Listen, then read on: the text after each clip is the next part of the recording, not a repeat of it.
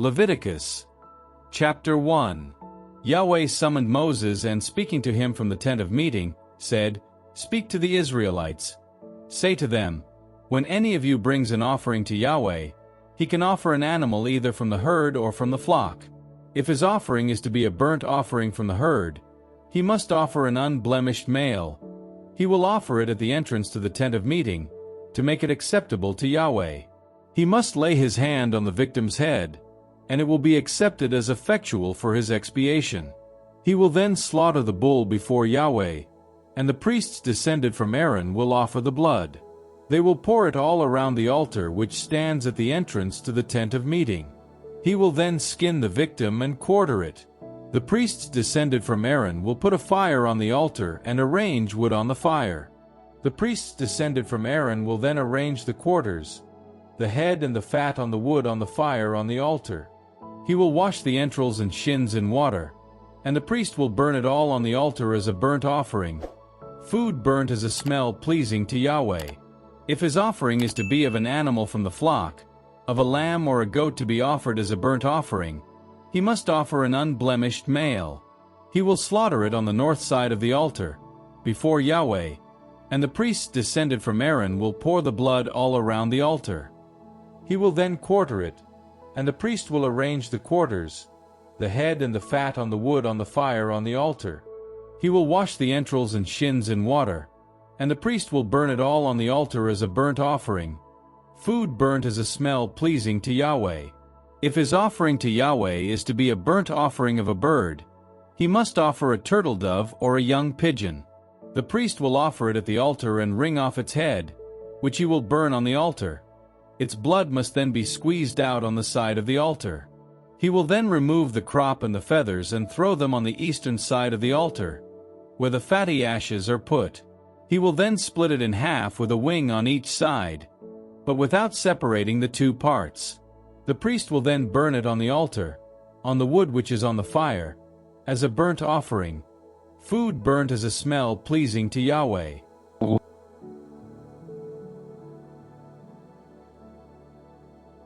Leviticus chapter 2.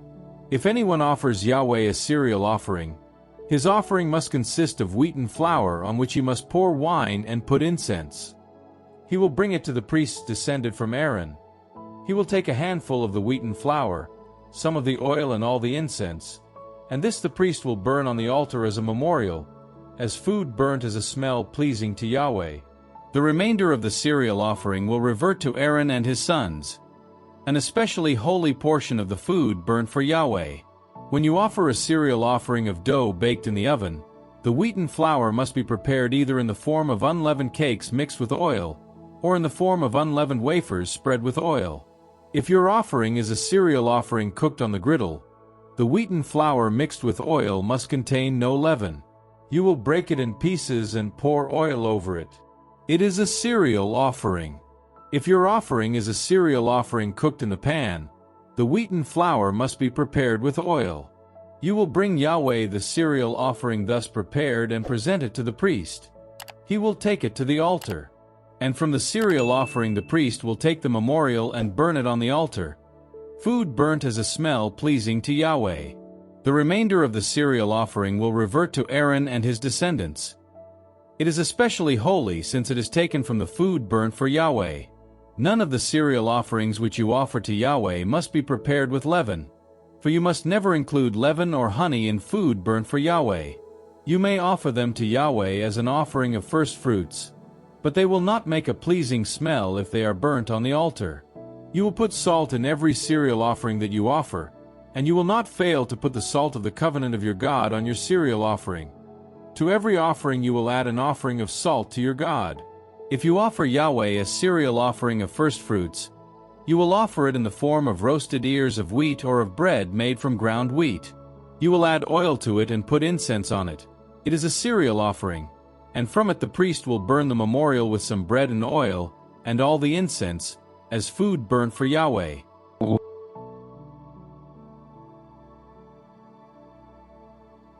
Leviticus chapter 3.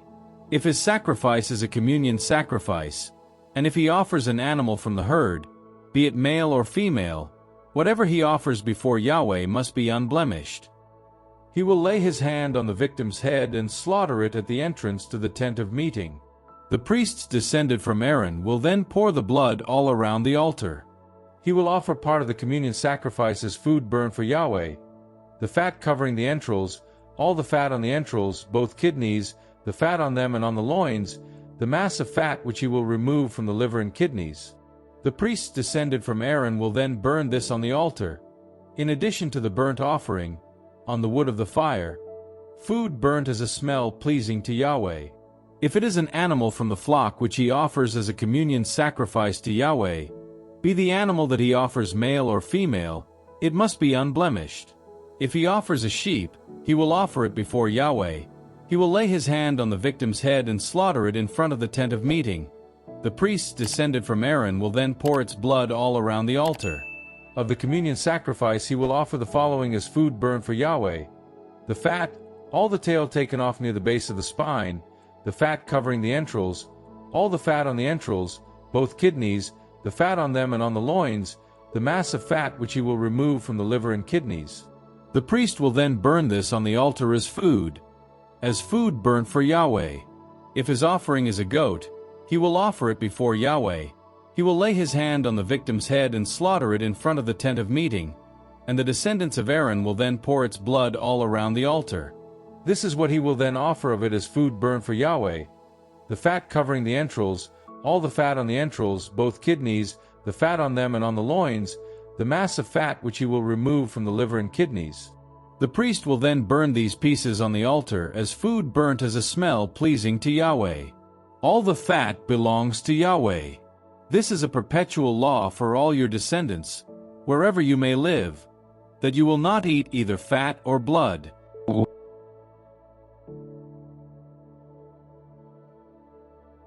Leviticus chapter 4.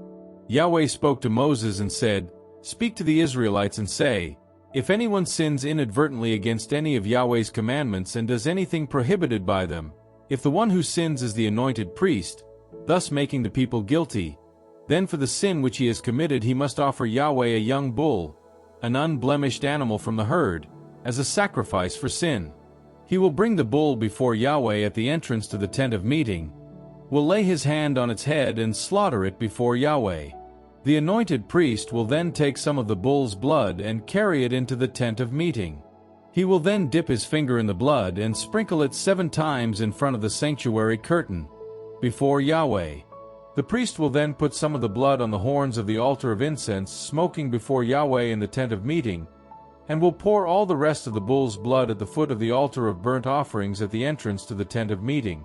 Of the bull offered as a sacrifice for sin, he will set aside all the fat covering the entrails, all the fat on the entrails, both kidneys, the fat on them and on the loins, the mass of fat which he will remove from the liver and kidneys, exactly as was done with the portion set aside in the communion sacrifice, and the priest will burn these pieces on the altar of burnt offerings: the bull's skin and all its meat, its head, its shins, its entrails and its offal. The whole bull he will then have carried out of the camp to a clean place, the place where the fatty ashes are thrown, and will burn it on a wood fire. It must be burnt where the ashes are thrown.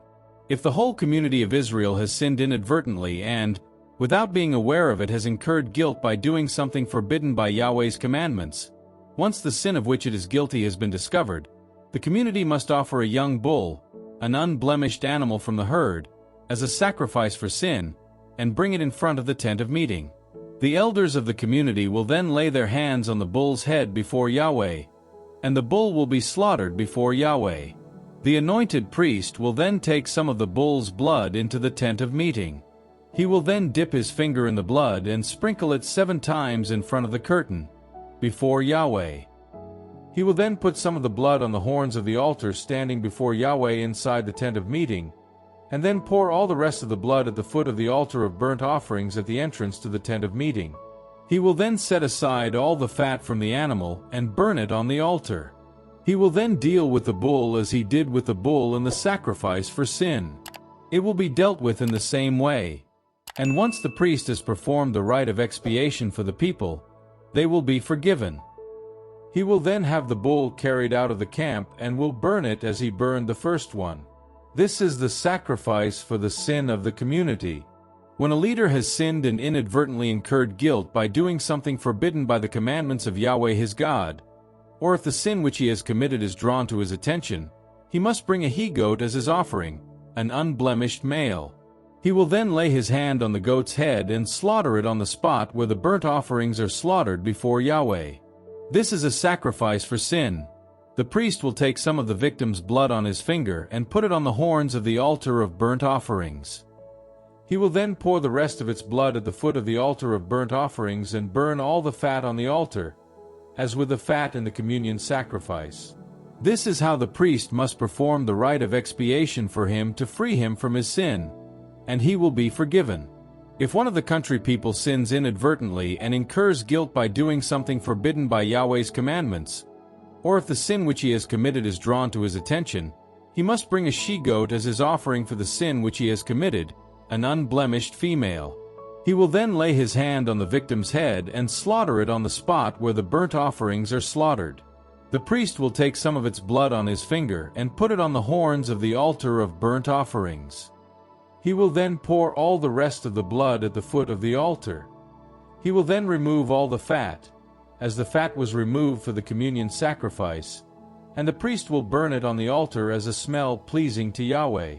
This is how the priest must perform the rite of expiation for him, and he will be forgiven. If he wishes to bring a lamb as an offering for this kind of sacrifice, he must bring an unblemished female. He will then lay his hand on the victim's head and slaughter it as a sacrifice for sin on the spot where the burnt offerings are slaughtered. The priest will take some of the victim's blood on his finger and put it on the horns of the altar of burnt offerings. He will then pour all the rest of the blood at the foot of the altar. He will then remove all the fat, as was done for the sheep in the communion sacrifice, and the priest will burn it as food burnt for Yahweh. This is how the priest must perform for him the rite of expiation for the sin which he has committed, and he will be forgiven.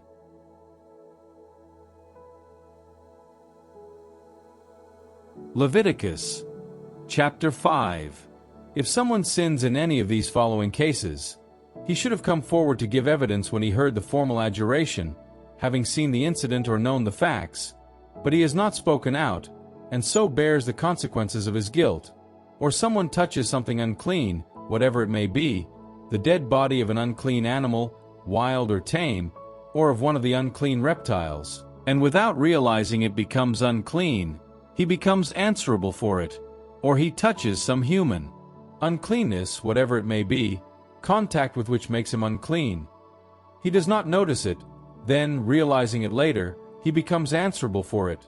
Or someone lets slip an oath to do something either evil or good, in any of those matters on which someone may let slip an oath. He does not notice it, then, realizing it later, he becomes answerable for it.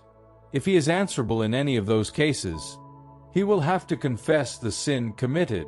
As a sacrifice of reparation for the sin committed, he will bring Yahweh a female from the flock, sheep or goat, as a sacrifice for sin, and the priest will perform the rite of expiation for him to free him from his sin. If he cannot afford an animal from the flock as a sacrifice of reparation for the sin he has committed, he will bring Yahweh 2 turtle doves or 2 young pigeons, one as a sacrifice for sin and the other as a burnt offering. He will bring them to the priest, who will first offer the one intended for the sacrifice for sin. The priest will wring its neck but not remove the head. He will sprinkle the side of the altar with the victim's blood, and then squeeze out the rest of the blood at the foot of the altar. This is a sacrifice for sin. He will then offer the other bird as a burnt offering according to the ritual. This is how the priest must perform the rite of expiation for the person for the sin he has committed, and he will be forgiven. If he cannot afford 2 turtle doves or 2 young pigeons, he will bring 1/10 of an ephah of wheaten flour as an offering for the sin committed. He must not mix oil with it or put incense on it, since this is a sacrifice for sin. He will bring it to the priest, who will take a handful of it as a memorial, and burn this on the altar in addition to the offerings of food burnt for Yahweh. This is a sacrifice for sin.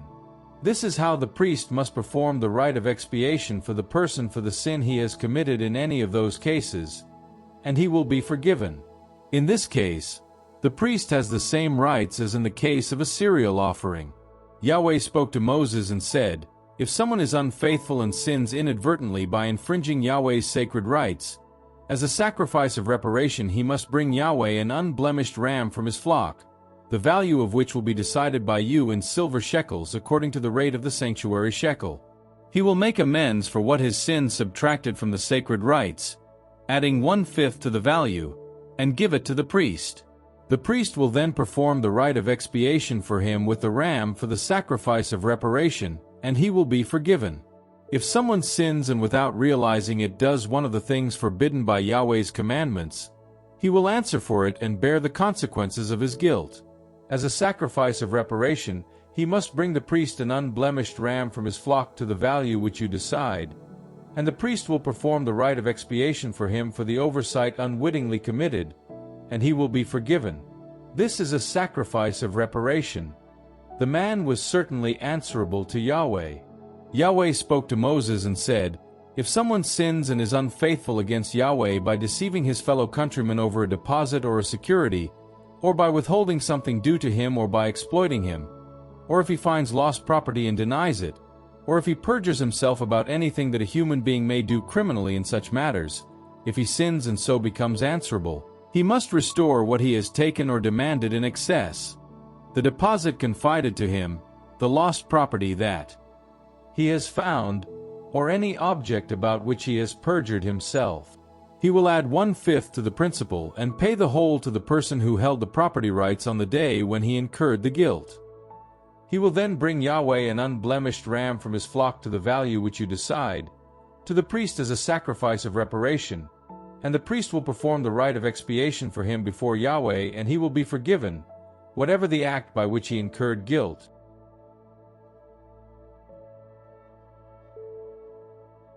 Leviticus Chapter 6. Yahweh spoke to Moses and said, "Give these orders to Aaron and his sons. This is the ritual for the burnt offering, that is, the burnt offering that stays on the altar brazier all night until morning and is consumed by the altar fire. The priest will put on his linen tunic and put his linen drawers on to cover himself. He will then remove the fatty ashes of the burnt offering consumed by the altar fire and put them at the side of the altar. He will then take off his clothes, put on others, and carry the ashes to a clean place outside the camp. The fire on the altar that consumes the burnt offering must not be allowed to go out. Every morning the priest will make it up with wood, arranging the burnt offering on it and burning the fat from the communion sacrifices. The fire must always be burning on the altar. It must never go out. This is the ritual for the cereal offering. One of the descendants of Aaron will bring it into Yahweh's presence in front of the altar, will take a handful of the wheaten flour, with the oil and all the incense which have been added to it, and burn the memorial on the altar as a smell pleasing to Yahweh, and Aaron and his sons will eat the remainder in the form of unleavened loaves. They will eat it inside the holy place, in the court of the tent of meeting. The portion I give them of the food burnt for me must not be baked with leaven. It is especially holy, like the sacrifice for sin and the sacrifice of reparation. All male descendants of Aaron are entitled to eat this portion of the food burnt for Yahweh. This is a perpetual law for all your descendants, and anyone who touches it will become holy." Yahweh spoke to Moses and said, "This is the offering that Aaron and his sons must make to Yahweh on the day they are anointed. 1/10 of an ephah of wheaten flour as a perpetual cereal offering, half in the morning and half in the evening. It will be prepared on the griddle and mixed with oil. You will bring the paste as a cereal offering in several pieces, offering them as a smell pleasing to Yahweh. When one of his sons is anointed priest to succeed him, he will do the same. This is a perpetual law. The entire cereal offering will be burnt for Yahweh. Every cereal offering made by a priest will be a total sacrifice. None of it will be eaten." Yahweh spoke to Moses and said, "Speak to Aaron and his sons and say, this is the ritual for the sacrifice for sin. The victim must be slaughtered before Yahweh on the spot where the burnt offerings are slaughtered. It is especially holy. The priest who offers this sacrifice will eat it. It will be eaten inside the holy place, in the court of the tent of meeting. Everything touching the victim's meat will become holy, and if any of the blood splashes on clothing, the stain will be washed off inside the holy place. The earthenware vessel in which the meat is cooked must be broken. If a bronze vessel has been used for the cooking, it must be scrubbed and thoroughly rinsed with water. Any male who is a priest may eat the sacrifice. It is especially holy. But no one may eat any of the victims offered for sin, the blood of which has been taken into the tent of meeting to make expiation inside the sanctuary. These must be burnt.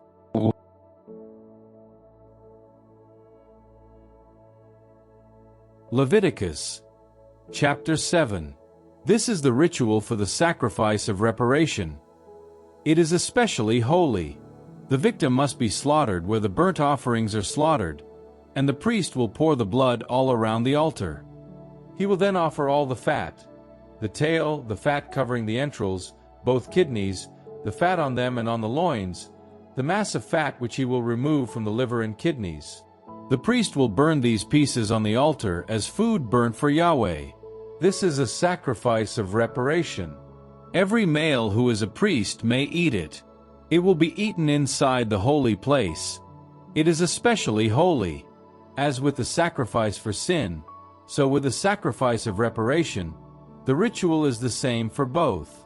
The offering with which the priest performs the rite of expiation will revert to the priest. The hide of the victim presented by someone to the priest to be offered as a burnt offering will revert to the priest. Every cereal offering baked in the oven, every cereal offering cooked in the pan or on the griddle will revert to the priest who offers it.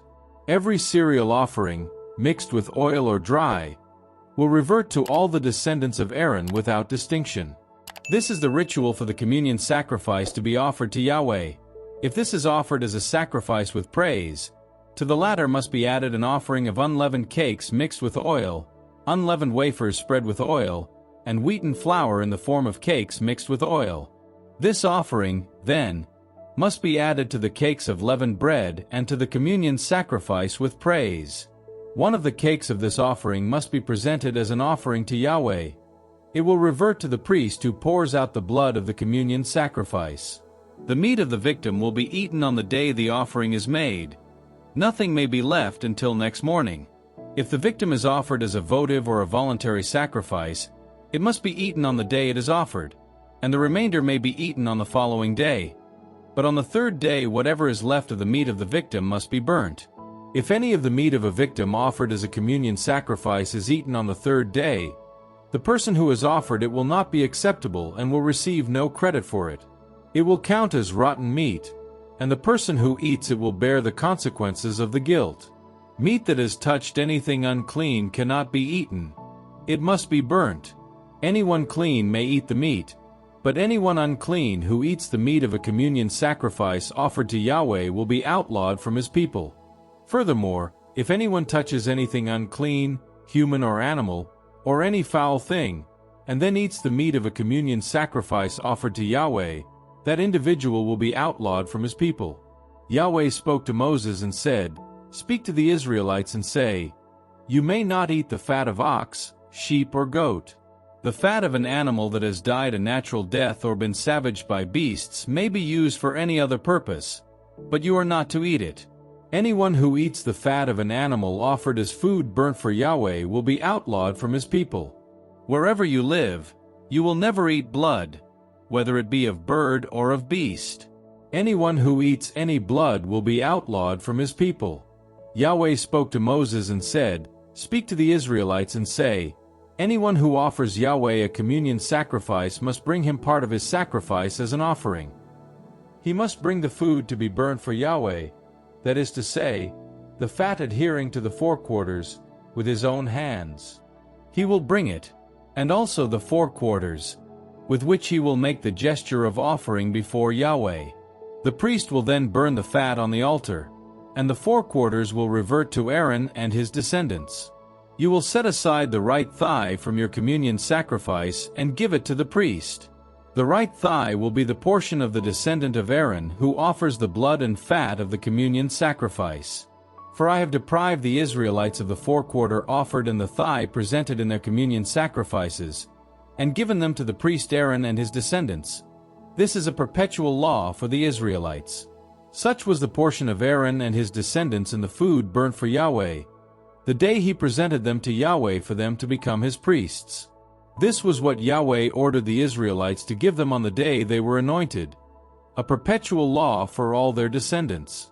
Such was the ritual for burnt offering, cereal offering, sacrifice for sin, sacrifice of reparation, investiture sacrifice and communion sacrifice, which Yahweh laid down for Moses on Mount Sinai, the day he ordered the Israelites to make their offerings to Yahweh in the desert of Sinai.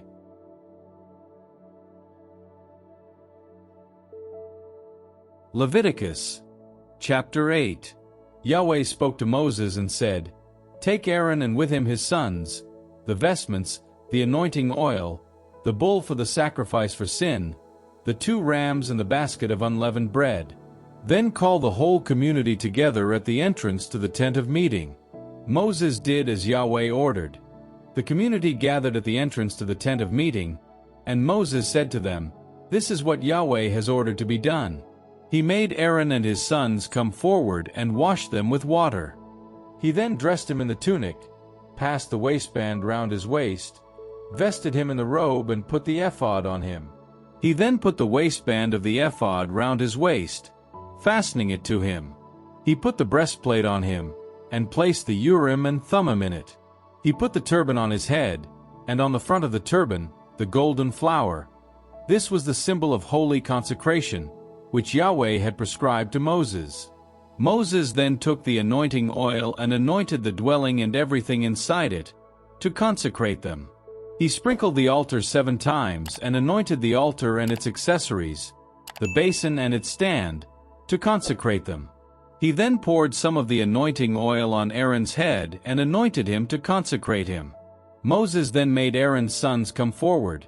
He dressed them in tunics, passed the waistbands round their waists and put on their headdresses, as Yahweh had ordered him.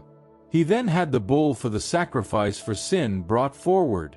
Aaron and his sons laid their hands on the victim's head and Moses slaughtered it. He then took the blood and with his finger put some of it on the horns on the corners of the altar to purify the altar. He then poured the rest of the blood at the foot of the altar, which he consecrated by performing the rite of expiation over it. He then took all the fat covering the entrails, the mass of fat over the liver, both kidneys and their fat, and he burnt this on the altar, but the bull's skin, its meat and its offal he burnt outside the camp, as Yahweh had ordered Moses. He then had the ram for the burnt offering brought forward. Aaron and his sons laid their hands on the ram's head and Moses slaughtered it.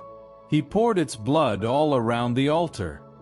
He then quartered the ram and burned the head, the quarters and the fat. He then washed the entrails and shins, and burnt the whole ram on the altar, as a burnt offering, offered to be a pleasing smell, as food burnt for Yahweh, as Yahweh had ordered Moses. He then had the other ram brought forward, the ram for the investiture sacrifice. Aaron and his sons laid their hands on its head and Moses slaughtered it. He took some of its blood and put it on the lobe of Aaron's right ear, on the thumb of his right hand, and on the big toe of his right foot. He then made Aaron's sons come forward and he put some of the blood on the lobes of their right ears, on the thumbs of their right hands and on the big toes of their right feet. Next, Moses poured the rest of the blood all around the altar. He then took the fat, the tail, all the fat covering the entrails, the mass of fat over the liver, both kidneys and their fat, and the right thigh. From the basket of unleavened bread placed before Yahweh, he took an unleavened cake, a cake of bread made with oil, and a wafer. He placed these on the fat and the right thigh, and put it all into Aaron's hands and those of his sons, and made the gesture of offering before Yahweh. Moses then took them away from them and burned them on the altar, with the burnt offering. This was the investiture sacrifice, offered to be a pleasing smell, as food burnt for Yahweh. Moses then took the forequarter and made the gesture of offering before Yahweh. This was the portion of the ram of investiture that reverted to Moses, as Yahweh had ordered Moses. Moses then took some of the anointing oil and some of the blood that was on the altar and sprinkled Aaron and his vestments, and his sons and their vestments, with it. In this way he consecrated Aaron and his vestments and his sons and their vestments. Moses then said to Aaron and his sons, "Cook the meat at the entrance to the tent of meeting, and eat it there, as also the bread of the investiture sacrifice still in the basket of the investiture offerings, as I ordered, when I said, Aaron and his sons must eat it. What remains of the meat and bread you will burn. For 7 days you will not leave the entrance to the tent of meeting, until the time of your investiture is complete, for your investiture will require 7 days. Yahweh has ordered us to do as we have done today to perform the rite of expiation for you. Hence, for 7 days, day and night, you will remain at the entrance to the tent of meeting observing Yahweh's ritual. Do this, and you will not incur death. For this was the order I received." So Aaron and his sons did everything that Yahweh had ordered through Moses.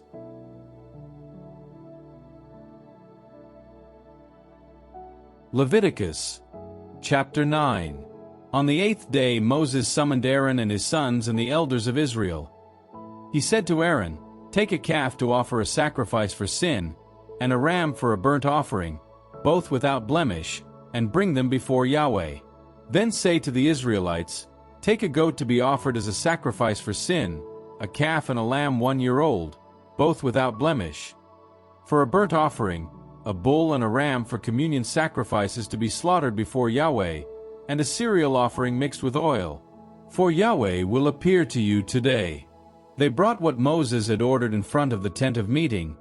Then the whole community approached and stood before Yahweh. Moses then said, "This is what Yahweh has ordered you to do, so that his glory may be visible to you."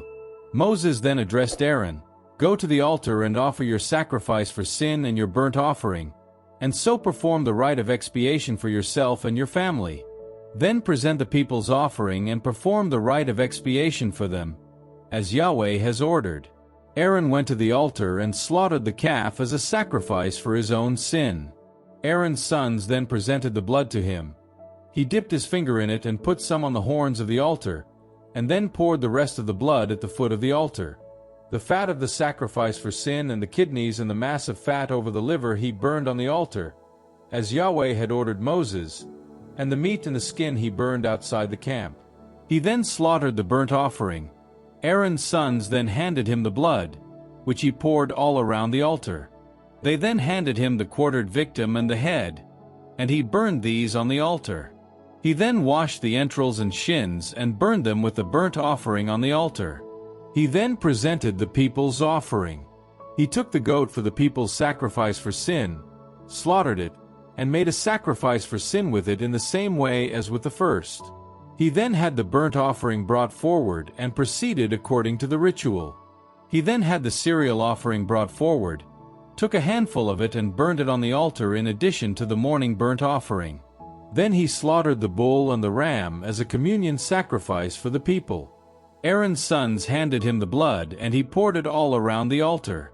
The fat of the bull and the ram, the tail, the covering fat, the kidneys, the mass of fat over the liver, he placed on the ribs and then burned on the altar. With the ribs and the right thigh Aaron made the gesture of offering as Yahweh had ordered Moses. Aaron then raised his hands towards the people and blessed them. Having thus performed the sacrifice for sin, the burnt offering and the communion sacrifice, he came down and entered the tent of meeting with Moses. Then they came out together to bless the people, and the glory of Yahweh appeared to the entire people. A flame leapt out from Yahweh's presence and consumed the burnt offering and fat on the altar. At this sight the entire people shouted for joy and fell on their faces.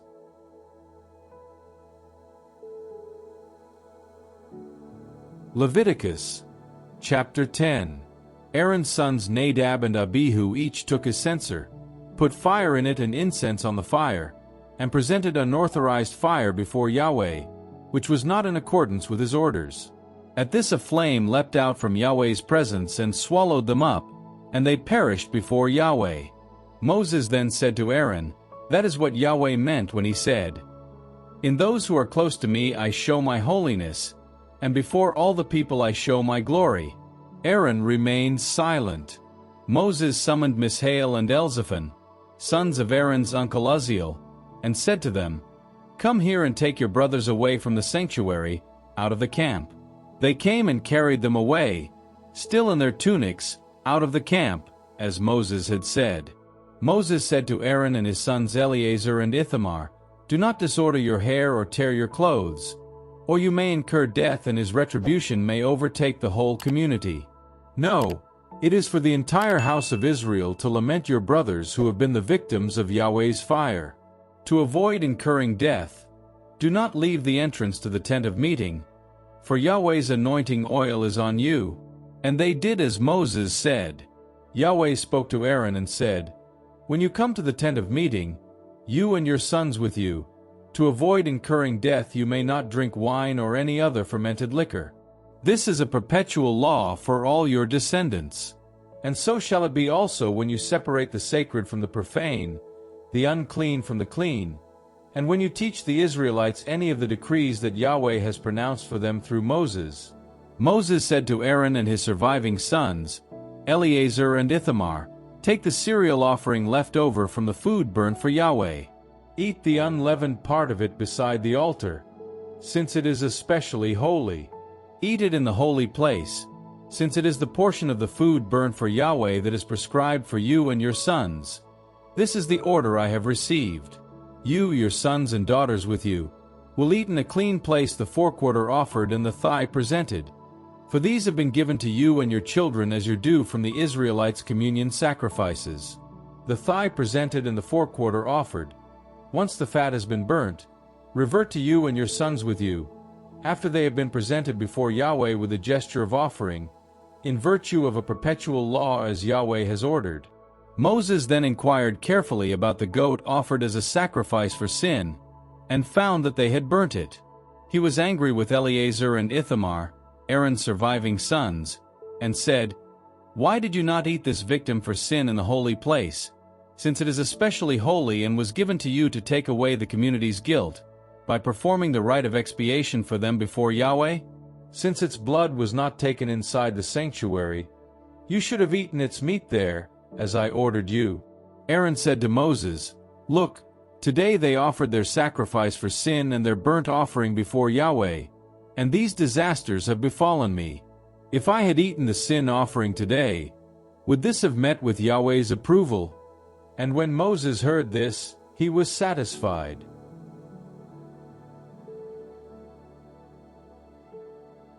Leviticus chapter 11. Yahweh spoke to Moses and Aaron and said to them, "Speak to the Israelites and say, of all animals living on land these are the creatures you may eat. You may eat any animal that has a cloven hoof, divided into two parts, and that is a ruminant. The following, which either chew the cud or have a cloven hoof, are the ones that you may not eat. You will regard the camel as unclean, because though it is ruminant, it does not have a cloven hoof. You will regard the coney as unclean, because though it is ruminant, it does not have a cloven hoof. You will regard the hare as unclean, because though it is ruminant, it does not have a cloven hoof. You will regard the pig as unclean, because though it has a cloven hoof, divided into two parts, it is not a ruminant. You will not eat the meat of these or touch their dead bodies. You will regard them as unclean. Of all that lives in water, these you may eat. Anything that has fins and scales and lives in the water, whether in sea or river, you may eat. But anything in sea or river that does not have fins and scales, of all the small water creatures and all the living things found there, you will regard as detestable. You will regard them as detestable. You must not eat their meat, and you will regard their carcasses as detestable. Anything that lives in water, but not having fins and scales, you will regard as detestable. Of the birds these are the ones that you will regard as detestable. They may not be eaten, they are detestable for eating: the tawny vulture, the griffin, the osprey, the kite, the various kinds of buzzard, all kinds of raven, the ostrich, the screech owl, the seagull, the various kinds of hawk, horned owl, night owl, cormorant, barn owl, ibis, pelican, white vulture, stork, the various kinds of heron, the hoopoe and the bat. All winged insects moving on 4 feet you will regard as detestable for eating. Of all these winged insects you may eat only the following: those with the sort of legs above their feet which enable them to leap over the ground. These are the ones you may eat: the various kinds of migratory locust, the various kinds of solham locust, hargal locust and hagab locust. But all other winged insects on 4 feet you will regard as detestable for eating. By the following you will be made unclean. Anyone who touches the carcass of one will be unclean until evening. Anyone who picks up their carcasses must wash his clothing and will be unclean until evening. Animals that have hoofs, but not cloven, and that are not ruminant, you will regard as unclean. Anyone who touches them will be unclean.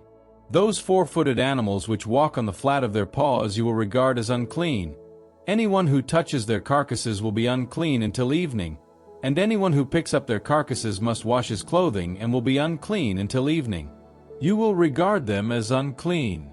Of the small creatures which crawl along the ground, these are the ones which you will regard as unclean: the mole, the rat, the various kinds of lizard, gecko, koa, lita, chameleon, and tinchamet. Of all the small creatures, these are the animals which you must regard as disgusting. Anyone who touches them when they are dead will be unclean until evening. Any object on which one of these creatures falls when it is dead becomes unclean: wooden utensil, clothing, skin, sacking, any utensil whatever. It must be immersed in water and will remain unclean until evening. Then it will be clean. If the creature falls into an earthenware vessel, the vessel must be broken. Whatever the vessel contains is unclean. Any edible food will be unclean if the water touches it. Any drinkable liquid will be unclean, no matter what its container. Anything on which the carcass of such a creature may fall will be unclean. Be it oven or stove, it must be destroyed. For they are unclean, and you will regard them as unclean, although springs, wells, and stretches of water will remain clean. Anyone who touches one of their carcasses will be unclean.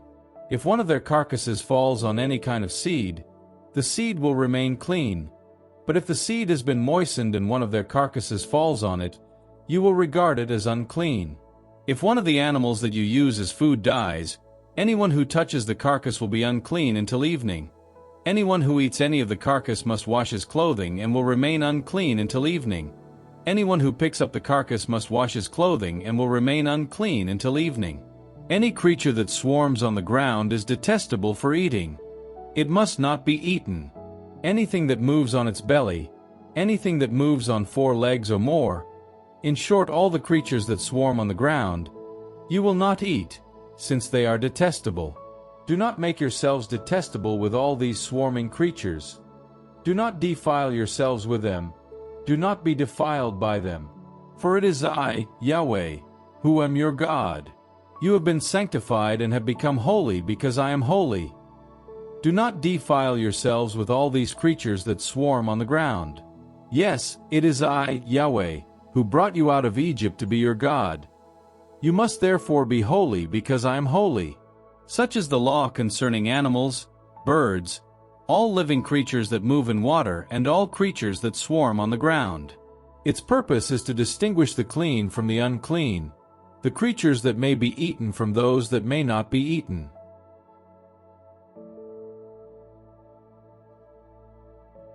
Leviticus, chapter 12. Yahweh spoke to Moses and said, "Speak to the Israelites and say, if a woman becomes pregnant and gives birth to a boy, she will be unclean for 7 days as when in a state of pollution due to menstruation. On the 8th day the child's foreskin must be circumcised, and she will wait another 33 days for her blood to be purified. She will not touch anything consecrated nor go to the sanctuary until the time of her purification is over. If she gives birth to a girl, she will be unclean for 2 weeks, as during her monthly periods, and will wait another 66 days for her blood to be purified. When the period of her purification is over, for either boy or girl, she will bring the priest at the entrance to the tent of meeting a lamb 1 year old for a burnt offering, and a young pigeon or turtle dove as a sacrifice for sin. The priest must offer this before Yahweh, perform the rite of expiation for her, and she will be purified from her discharge of blood. Such is the law concerning a woman who gives birth to either a boy or a girl. If she cannot afford a lamb, She must take 2 turtle doves or 2 young pigeons, one for the burnt offering and the other for the sacrifice for sin. The priest will perform the rite of expiation for her, and she will be purified.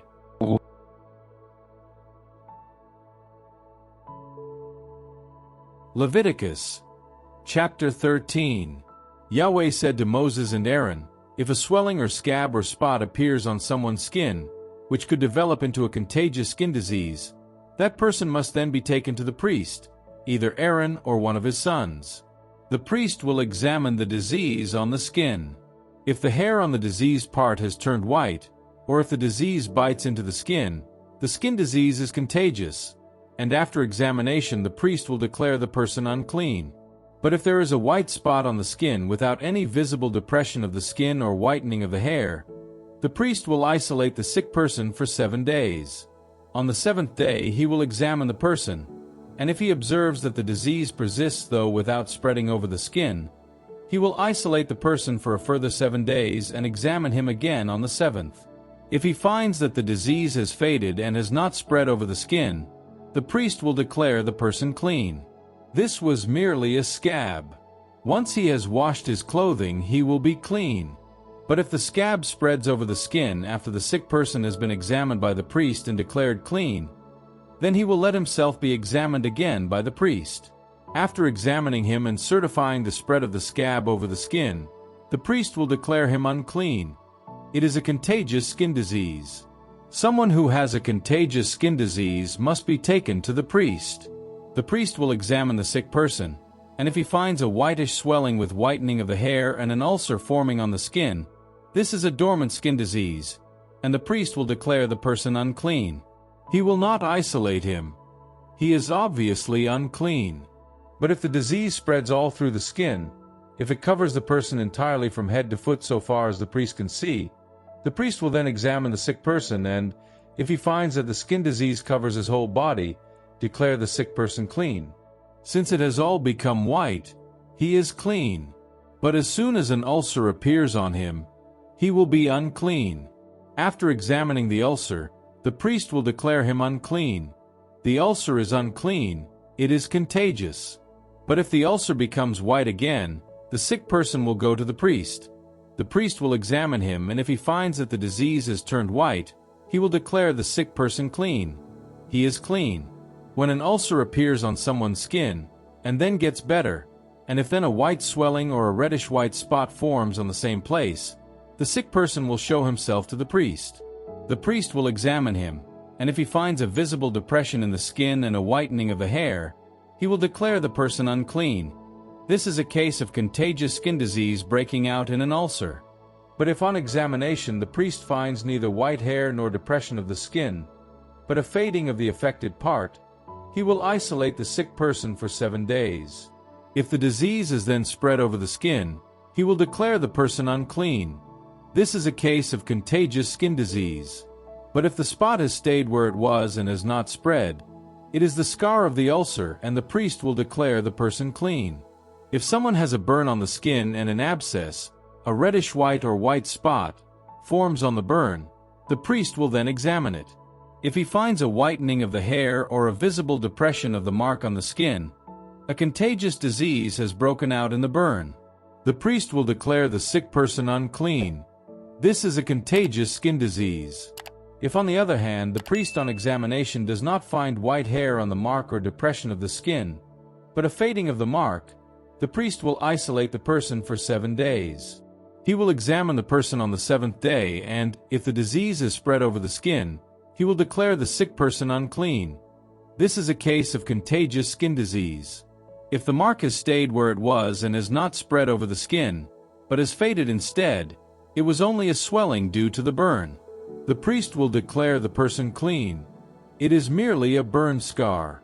If a man or a woman has a sore on the head or chin, the priest will examine the sore, and if he finds a depression visible in the skin, with the hair on it yellow and thin, he will declare the sick person unclean. This is tinea, that is to say, a contagious skin disease of the head or chin. If on examining this case of tinea the priest finds no visible depression in the skin and no yellow hair, he will isolate the person so affected for 7 days. He will examine the infected part on the seventh day, and if he finds that the tinea has not spread, that the hair on it is not yellow, and that there is no visible depression in the skin, the sick person will shave his hair off, all except the part affected with tinea, and the priest will again isolate him for 7 days. He will examine the infected part on the seventh day, and if he finds that it has not spread over the skin, and that there is no visible depression of the skin, the priest will declare the sick person clean. After washing his clothes, the person will be clean. But if after this purification the tinea does spread over the skin, the priest will examine the person. If he finds that the tinea has indeed spread over the skin, the sick person is unclean, and there is no need to verify whether the hair is yellow. Whereas if, so far as he can see, the tinea is arrested and dark hair is beginning to grow on it, the sick person is cured. He is clean, and the priest will declare him clean. If spots break out on the skin of a man or woman, and if these spots are white, the priest will examine them. If he finds that the spots are of a dull white, this is a rash that has broken out on the skin. The sick person is clean. If someone loses the hair of the scalp, this is baldness of the scalp, but the person is clean. If he loses hair off the front of the head, this is baldness of the forehead, but the person is clean.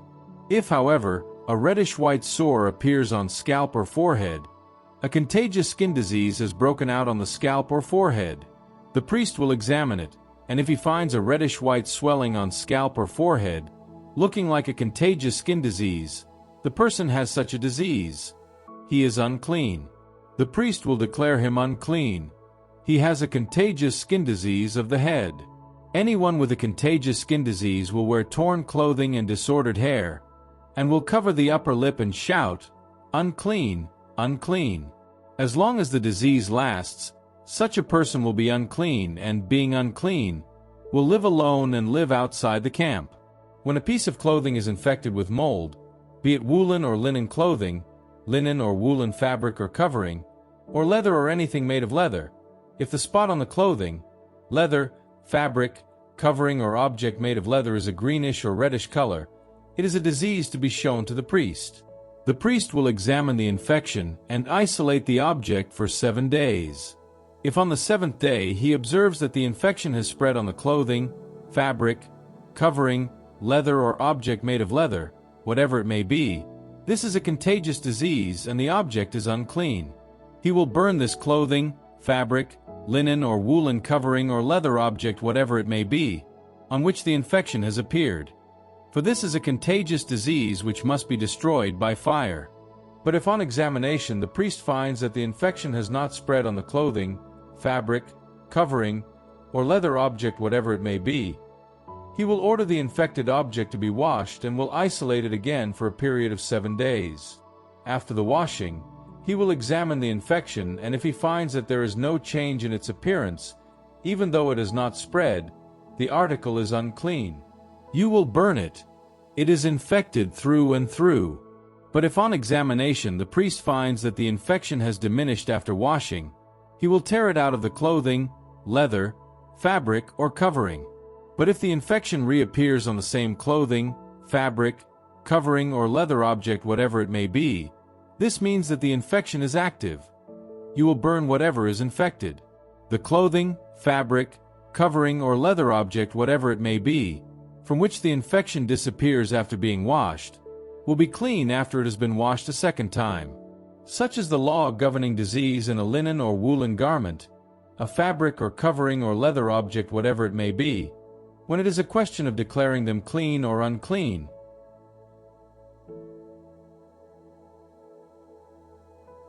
Leviticus, chapter 14. Yahweh spoke to Moses and said, "This is the law to be applied on the day of the purification of someone who has suffered from a contagious skin disease. Such a person will be taken to the priest, and the priest will go outside the camp. If he finds on examination that the person has recovered from the disease, he will order the following to be brought for his purification: 2 live birds that are clean, some cedar wood, scarlet material, and hyssop. He will then order one of the birds to be slaughtered in an earthenware pot over running water. He will then take the live bird, the cedar wood, the scarlet material, and the hyssop and dip all this, including the live bird, into the blood of the bird slaughtered over running water. He will then sprinkle the person to be purified of the skin disease 7 times, and having declared the person clean, will set the live bird free to fly off into the countryside. The person who is being purified will then wash all clothing, shave off all hair, and wash, and will then be clean. After this he will return to the camp, although he will remain outside his tent for 7 days. On the 7th day he will shave off all his hair, head, beard and eyebrows. He will shave off all his hair. After washing his clothing and his body he will be clean. On the 8th day he will take 2 unblemished lambs, an unblemished ewe 1-year-old, 3/10 of wheaten flour mixed with oil for the cereal offering, and 1 log of oil. The priest who is performing the purification will place the person who is being purified, with all his offerings, at the entrance to the tent of meeting, before Yahweh. He will then take one of the lambs and offer it as a sacrifice of reparation, as also the log of oil. With these he will make the gesture of offering before Yahweh. He will then slaughter the lamb on that spot inside the holy place where the victims for the sacrifice for sin and for the burnt offering are slaughtered. This reparatory offering, like the sacrifice for sin, will revert to the priest. It is especially holy. The priest will then take some blood of this sacrifice and put it on the lobe of the right ear, the thumb of the right hand, and the big toe of the right foot of the person who is being purified. He will then take the log of oil and pour a little into the hollow of his left hand. He will dip a finger of his right hand into the oil in the hollow of his left hand, and sprinkle the oil with his finger 7 times before Yahweh. He will then take some of the oil left in the hollow of his hand and put it on the lobe of the right ear, the thumb of the right hand, and the big toe of the right foot of the person being purified, in addition to the blood of the sacrifice of reparation. The rest of the oil in the hollow of his hand he will put on the head of the person who is being purified. This is how the priest will perform the rite of expiation for such a person before Yahweh. The priest will then offer the sacrifice for sin, and perform the rite of expiation for uncleanness for the person who is being purified. After this, he will slaughter the burnt offering and offer this and the cereal offering on the altar. So, when the priest has performed the rite of expiation for him, the person will be clean. If he is poor and cannot afford all this, he need take only 1 lamb, the one for the sacrifice of reparation, and this will be presented with a gesture of offering to perform the rite of expiation for him. And for the cereal offering he will only take 1/10 of wheaten flour mixed with oil, and the log of oil, and 2 turtle doves or 2 young pigeons, whichever he can afford, one for sacrifice for sin and the other for the burnt offering. He will bring these on the 8th day to the priest at the entrance to the tent of meeting before Yahweh, for his purification. The priest will take the lamb for the sacrifice of reparation and the log of oil, and present them before Yahweh with the gesture of offering. He will then slaughter the lamb for the sacrifice of reparation, take some of its blood and put it on the lobe of the right ear, the thumb of the right hand and the big toe of the right foot of the person who is being purified. He will pour the oil into the hollow of his left hand, and with his fingers sprinkle the oil in the hollow of his left hand 7 times before Yahweh. He will then put some of the oil on the lobe of the right ear, the thumb of the right hand and the big toe of the right foot of the person who is being purified, as he did with the blood of the sacrifice of reparation. The remainder of the oil in the hollow of his hand he will put on the head of the person who is being purified, thus performing the rite of expiation for him before Yahweh. Of the 2 turtle doves or 2 young pigeons, whatever he has been able to afford, he will offer a sacrifice for sin with one, and with the other a burnt offering with a cereal offering, whatever he has been able to afford. This is how the priest will perform before Yahweh the rite of expiation for the person who is being purified. Such is the law concerning someone with a contagious skin disease who cannot afford the means of purification. Yahweh spoke to Moses and Aaron and said, "When you reach Canaan, which I am giving you as your possession, if I infect a house with a disease in the country which you are to possess, the owner will come and inform the priest and say, 'I have seen something like a skin disease in the house.' The priest will order the house to be emptied before he goes to examine the infection, or everything in the house will become unclean, after which the priest will go inside and examine the house. And if on examination he finds the walls of the house pitted with reddish or greenish depressions which appear to be eating away the wall, the priest will then go out of the house, to the door, and shut it up for 7 days. On the 7th day, the priest will come back, and if on examination he finds that the infection has spread over the walls of the house, he will order the infected stones to be removed and thrown into some unclean place outside the town. He will then have all the inside of the house scraped, and the plaster that comes off will be emptied in an unclean place outside the town. The stones will then be replaced with new ones, and the house given a new coat of plaster. If the infection spreads again after the stones have been removed and the house scraped and replastered, the priest will come and examine it. If he finds that the infection has spread, this means that there is a contagious disease in the house. It is unclean. It must be pulled down and the stones, woodwork and all the plaster be taken to an unclean place outside the town. Anyone who enters the house while it is closed will be unclean until evening. Anyone who sleeps there will wash his clothes. Anyone who eats there will wash his clothes. But if the priest finds, when he comes to examine the infection, that it has not spread in the house since it was plastered, he will declare the house clean, for the infection is cured. As a sacrifice for the defilement of the house, he will take 2 birds, some cedar wood, scarlet material, and hyssop. He will slaughter one of the birds in an earthenware pot over running water. He will then take the cedar wood, the hyssop, the scarlet material, and the live bird, dip them into the blood of the slaughtered bird and into the running water, and sprinkle the house 7 times. And after offering the sacrifice for the defilement of the house with the blood of the bird, the running water, the live bird, the cedar wood, the hyssop, and the scarlet material, he will set the live bird free to fly out of the town into the countryside. Once the rite of expiation has been performed for the house in this way, it will be clean. Such is the law governing all kinds of skin disease and tinea, diseases of clothing and houses, swellings, scabs, and spots. It defines the occasions when things are unclean and when clean. Such is the law on skin diseases.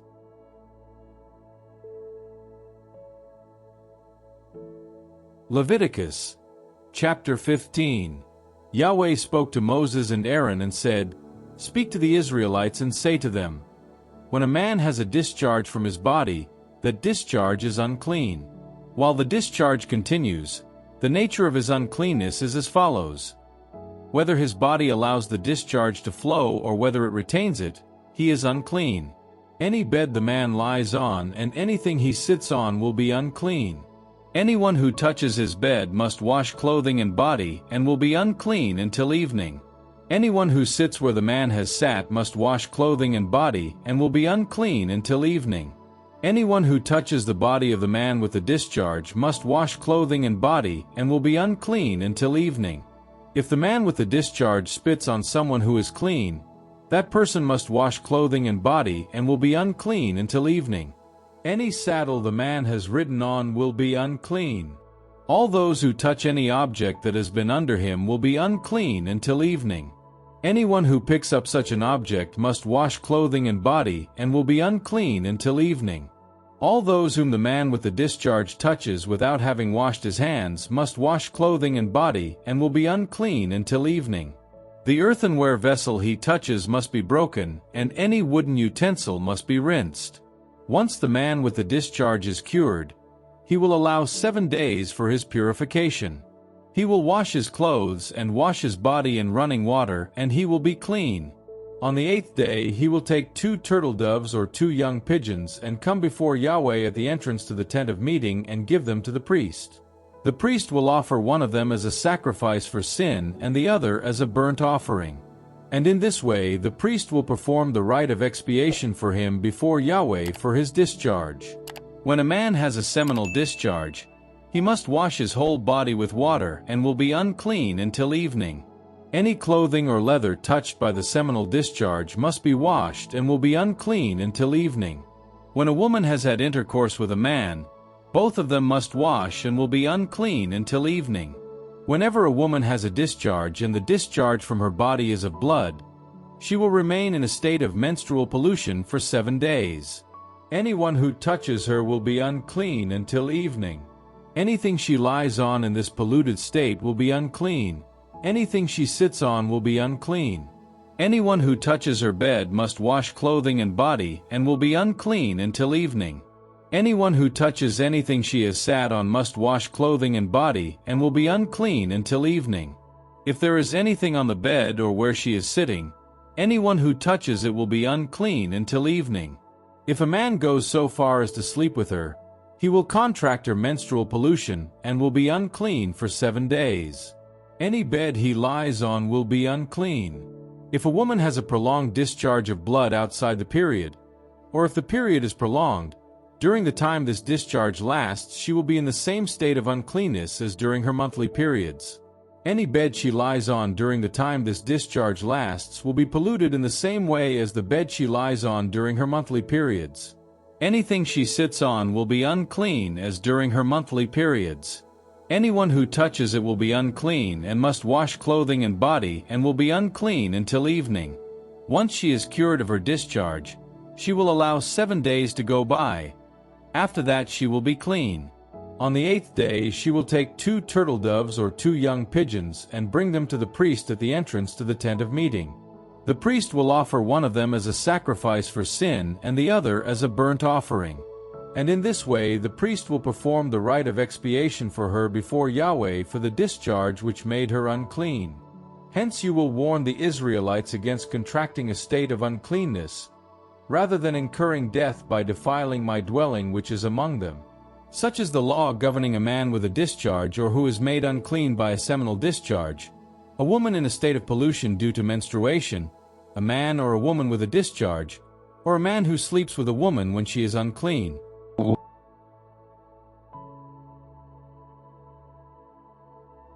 Leviticus chapter 16.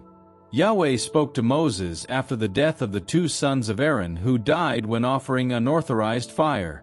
Yahweh spoke to Moses and said, "Tell Aaron your brother that he may not enter the sanctuary inside the curtain in front of the mercy seat on the ark whenever he chooses, in case he incurs death, for I appear in a cloud on the mercy seat. This is how he must enter the sanctuary, with a young bull for a sacrifice for sin and a ram for a burnt offering. He will put on a tunic of consecrated linen, wear linen drawers on his body, a linen waistband round his waist, and a linen turban on his head. These are the sacred vestments he will put on after washing himself. From the community of Israelites he will receive 2 he-goats for a sacrifice for sin and a ram for a burnt offering. After offering the bull as a sacrifice for his own sin and performing the rite of expiation for himself and his family, he will take the 2 he-goats and place them before Yahweh at the entrance to the tent of meeting. Aaron will then draw lots over the 2 goats, one lot to be for Yahweh and the other lot for Azazel. Aaron will then take the goat on which the lot for Yahweh has fallen, and offer it as a sacrifice for sin. But the goat on which the lot for Azazel has fallen will be placed alive before Yahweh, for the rite of expiation to be performed with it, and for it then to be sent to Azazel in the desert. Having offered the bull as a sacrifice for his own sin and performed the rite of expiation for himself and for his family, and slaughtered the bull as a sacrifice for sin, Aaron will then fill a censer with live coals from the altar before Yahweh, take 2 handfuls of finely ground aromatic incense and bring this inside the curtain. He will then put the incense on the fire before Yahweh, so that the cloud of incense hides the mercy seat which is on the testimony and he does not incur death.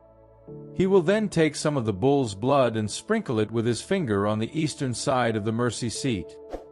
He will sprinkle some of the blood 7 times with his finger in front of the mercy seat. He will then slaughter the goat for the sacrifice for the sin of the people, and take its blood inside the curtain, and with this blood do as he did with the blood of the bull, sprinkling it on the mercy seat and in front of it. This is how he must perform the rite of expiation for the sanctuary for the uncleanness of the Israelites, for their acts of rebellion and all their sins. And this is what he must do for the tent of meeting which remains with them, surrounded by their uncleanness. No one must be inside the tent of meeting, from the moment he enters to make expiation in the sanctuary until the time he comes out. When he has made expiation for himself, for his family, and for the whole community of Israel, He must come outside, go to the altar before Yahweh and perform the rite of expiation for it. He will take some of the bull's blood and some of the goat's blood and put it on the horns at the corners of the altar all around it, and sprinkle some of the blood on it 7 times with his finger, thus purifying it and setting it apart from the uncleanness of the Israelites. Once expiation for the sanctuary, the tent of meeting and the altar is complete, he will bring the goat which is still alive. Aaron will then lay both his hands on its head and over it confess all the guilt of the Israelites, all their acts of rebellion and all their sins. Having thus laid them on the goat's head, he will send it out into the desert under the charge of a man waiting ready, and the goat will bear all their guilt away into some desolate place. When he has sent the goat into the desert, Aaron will go back into the tent of meeting and take off the linen vestments which he wore to enter the sanctuary and leave them there. He will then wash his body inside the holy place, put on his vestments and come outside to offer his own and the people's burnt offering. He will perform the rite of expiation for himself and for the people, and burn the fat of the sacrifice for sin on the altar. The man who led the goat away to Azazel will wash his clothes and body before entering the camp. The bull and the goat offered as a sacrifice for sin, the blood of which was taken into the sanctuary for the rite of expiation, must be taken outside the camp, where their skin, meat and offal are to be burnt. The man who burns them will wash his clothes and body before entering the camp. This will be a perpetual law for you. On the 10th day of the 7th month you will fast and refrain from work, both citizen and resident alien. For this is the day on which the rite of expiation will be performed for you to purify you before Yahweh from all your sins. It will be a sabbatical rest for you, and you will fast. This is a perpetual law. The rite of expiation will be performed by the priest who has been anointed and installed to officiate in succession to his father. He will put on the linen vestments, the sacred vestments, and perform the rite of expiation for the holy sanctuary, the tent of meeting and the altar, and will then perform the rite of expiation for the priests and all the people of the community. This will be a perpetual law for you. Once a year the rite of expiation will be made for the Israelites for all their sins. And as Yahweh ordered Moses, so it was done.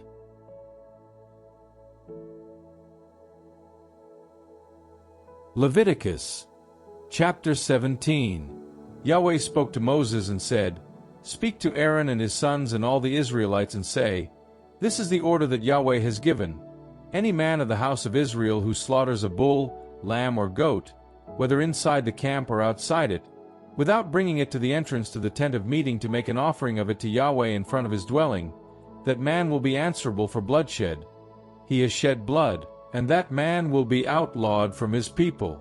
The purpose of this is that the Israelites should instead bring their sacrifices, which they would otherwise offer in the countryside, to Yahweh at the entrance to the tent of meeting, to the priest, and offer them as communion sacrifices to Yahweh. And the priest will sprinkle the blood on Yahweh's altar at the entrance to the tent of meeting and will burn the fat as a smell pleasing to Yahweh. No longer may they offer their sacrifices to the satyrs in whose service they used to prostitute themselves. This is a perpetual law for them and for their descendants. You will also say to them, Any member of the house of Israel or any resident alien who offers a burnt offering or sacrifice without bringing it to the entrance to the tent of meeting to offer it to Yahweh will be outlawed from his people. If any member of the house of Israel or any resident alien consumes blood of any kind, I shall set my face against that individual who consumes blood and shall outlaw him from his people. For the life of the creature is in the blood, and I have given it to you for performing the rite of expiation on the altar for your lives, for blood is what expiates for a life. That is why I told the Israelites, None of you will consume blood, nor will any resident alien consume blood. Anyone, whether Israelite or resident alien, who hunts and catches game, whether animal or bird, which it is lawful to eat, must pour out its blood and cover it with earth. For the life of every creature is its blood, and I have told the Israelites, You will not consume the blood of any creature, for the life of every creature is its blood, and anyone who consumes it will be outlawed. Anyone, citizen or alien, who eats an animal that has died a natural death or been savaged, must wash clothing and body, and will be unclean until evening, but will then be clean. But anyone who does not wash clothing and body will bear the consequences of his guilt.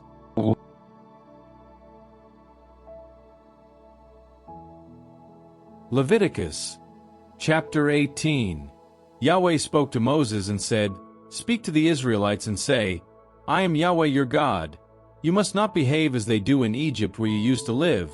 You must not behave as they do in Canaan where I am taking you, nor must you follow their laws. You must observe my customs and keep my laws, following them. I, Yahweh, am your God. Hence you will keep my laws and my customs. Whoever complies with them will find life in them. I am Yahweh. None of you will approach a woman who is closely related to him, to have intercourse with her. I am Yahweh. You will not have intercourse with your father or your mother. She is your mother. You will not have intercourse with her. You will not have intercourse with your father's wife. It is your father's sexual prerogative. You will not have intercourse with your sister, whether she is your father's or your mother's daughter, whether she was born in the same house or elsewhere. You will not have intercourse with her. You will not have intercourse with your son's or your daughter's daughter, for their sexual privacy is your own. You will not have intercourse with the daughter of your father's wife, born to your father. She is your sister. You will not have intercourse with her. You will not have intercourse with your father's sister, for she is your father's own flesh and blood. You will not have intercourse with your mother's sister, for she is your mother's own flesh and blood. You will not have intercourse with your father's brother. You will not approach his wife. She is your aunt. You will not have intercourse with your daughter-in-law. She is your son's wife. You will not have intercourse with her. You will not have intercourse with your brother's wife. It is your brother's sexual prerogative. You will not have intercourse with a woman and her daughter, nor will you take her son's or her daughter's daughter to have intercourse with them. They are your own flesh and blood. It would be incest.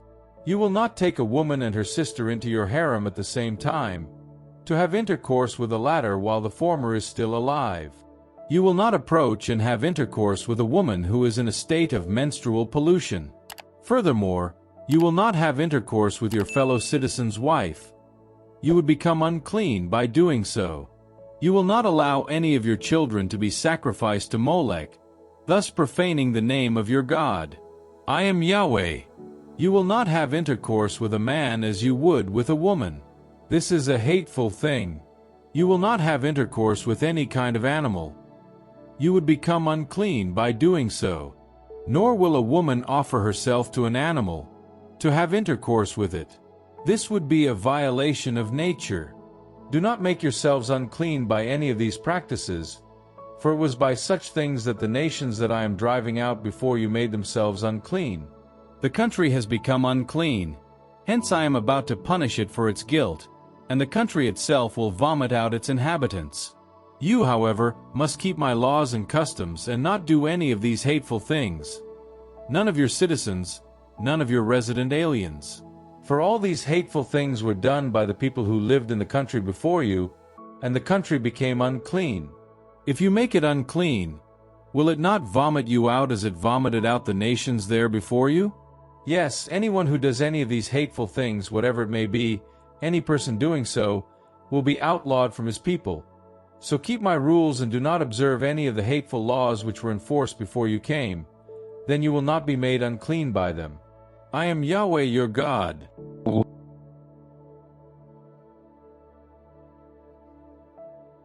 Leviticus chapter 19.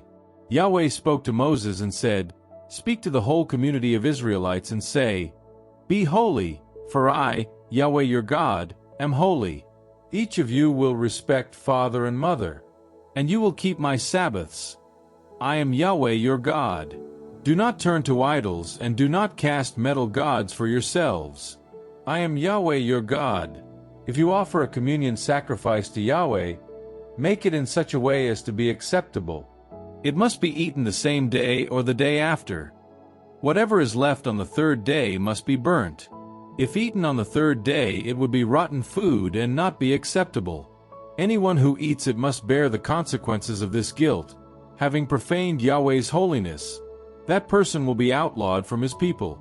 When you reap the harvest of your land, you will not reap to the very edges of the field, nor will you gather the gleanings of the harvest, nor will you strip your vineyard bare, nor pick up the fallen grapes. You will leave them for the poor and the stranger. I am Yahweh your God. You will not steal, nor deal deceitfully or fraudulently with your fellow citizen. You will not swear by my name with intent to deceive and thus profane the name of your God. I am Yahweh. You will not exploit or rob your fellow. You will not keep back the laborer's wage until next morning. You will not curse the dumb or put an obstacle in the way of the blind, but will fear your God. I am Yahweh. You will not be unjust in administering justice.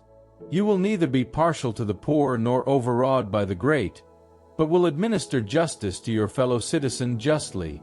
You will not go about slandering your own family, nor will you put your neighbor's life in jeopardy. I am Yahweh. You will not harbor hatred for your brother.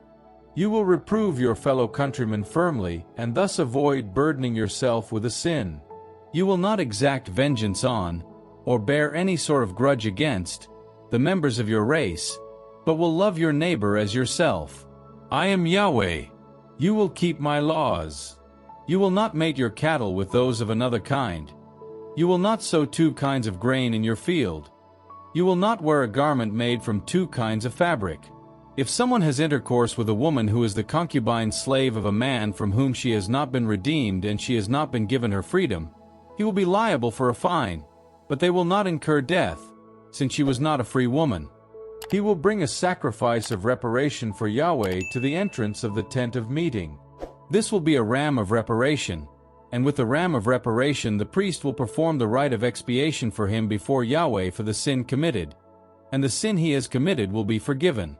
Once you have entered the country and planted any kind of fruit tree, you will regard its fruit as uncircumcised. For 3 years you will count it as uncircumcised, and it will not be eaten. In the 4th year, all its fruit will be consecrated to Yahweh in a feast of praise. And in the 5th year you may eat its fruit, so that it may yield you even more. I am Yahweh your God. You will eat nothing with blood in it. You will not practice divination or magic. You will not round off your hair at the edges or trim the edges of your beard. You will not gash your bodies when someone dies, and you will not tattoo yourselves. I am Yahweh. Do not profane your daughter by making her a prostitute, or the country itself will become prostituted and filled with incest. You will keep my Sabbaths and revere my sanctuary. I am Yahweh. Do not have recourse to the spirits of the dead or to magicians. They will defile you. I, Yahweh, am your God. You will stand up in the presence of gray hair. You will honor the person of the aged and fear your God. I am Yahweh. If you have resident aliens in your country, you will not molest them. You will treat resident aliens as though they were native-born and love them as yourself. For you yourselves were once aliens in Egypt. I am Yahweh your God. You will not be unjust in administering justice as regards measures of length, weight, or capacity. You will have just scales, just weights, a just ephah and a just hin. I am Yahweh your God who brought you out of Egypt. Hence you are to keep all my laws and all my customs and put them into practice. I am Yahweh.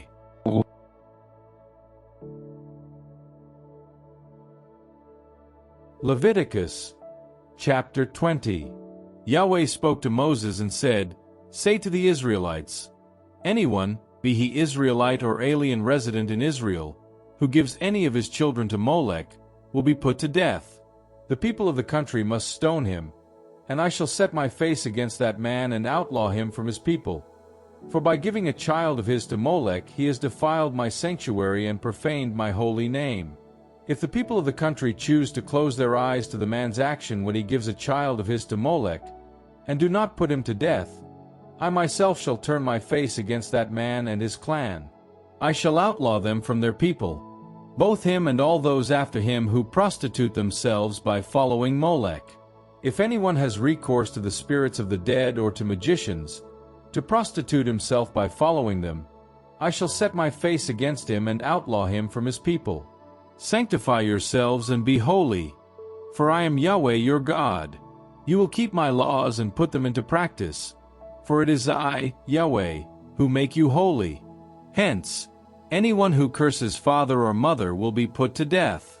Having cursed father or mother, the blood will be on that person's own head.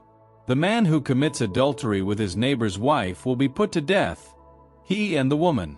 The man who has intercourse with his father's wife has infringed his father's sexual prerogative. Both of them will be put to death. Their blood will be on their own heads. The man who has intercourse with his daughter-in-law, both of them will be put to death. They have violated nature. Their blood will be on their own heads. The man who has intercourse with a man in the same way as with a woman, they have done a hateful thing together. They will be put to death. Their blood will be on their own heads.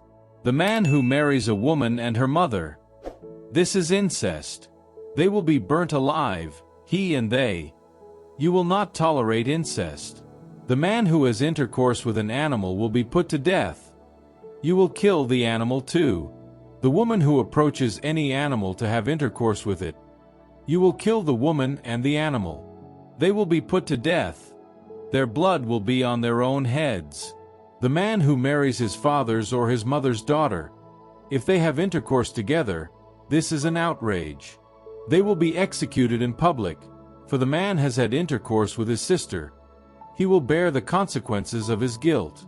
The man who has intercourse with a woman during her monthly periods and exposes her nakedness, he has laid bare the source of her blood, and she has exposed the source of her blood, and both of them will be outlawed from their people. You will not have intercourse with your mother's sister or your father's sister. Whoever does so has had intercourse with a close relation. They will bear the consequences of their guilt. The man who has intercourse with the wife of his paternal uncle has infringed his uncle's sexual prerogative. They will bear the consequences of their guilt and die childless. The man who marries his brother's wife, this is pollution.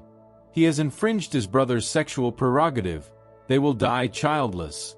You will keep all my laws, all my decisions, and put them into practice, so that the country where I am taking you to live will not vomit you out. You will not follow the laws of the nations whom I am driving out before you. They practiced all these things, which is why I detested them. As I have already told you, you will take possession of their soil. I myself shall give you possession of it, a country flowing with milk and honey. Since I, Yahweh your God, have set you apart from these peoples, you for your part will make a distinction between clean animals and unclean ones, and between unclean birds and clean ones, and will not make yourselves detestable with any animal or bird or reptile, which I have set apart from you as unclean. Be consecrated to me, for I, Yahweh, am holy, and I shall set you apart from all these peoples, for you to be mine. Any man or woman of yours who is a necromancer or magician will be put to death. They will be stoned to death. Their blood will be on their own heads.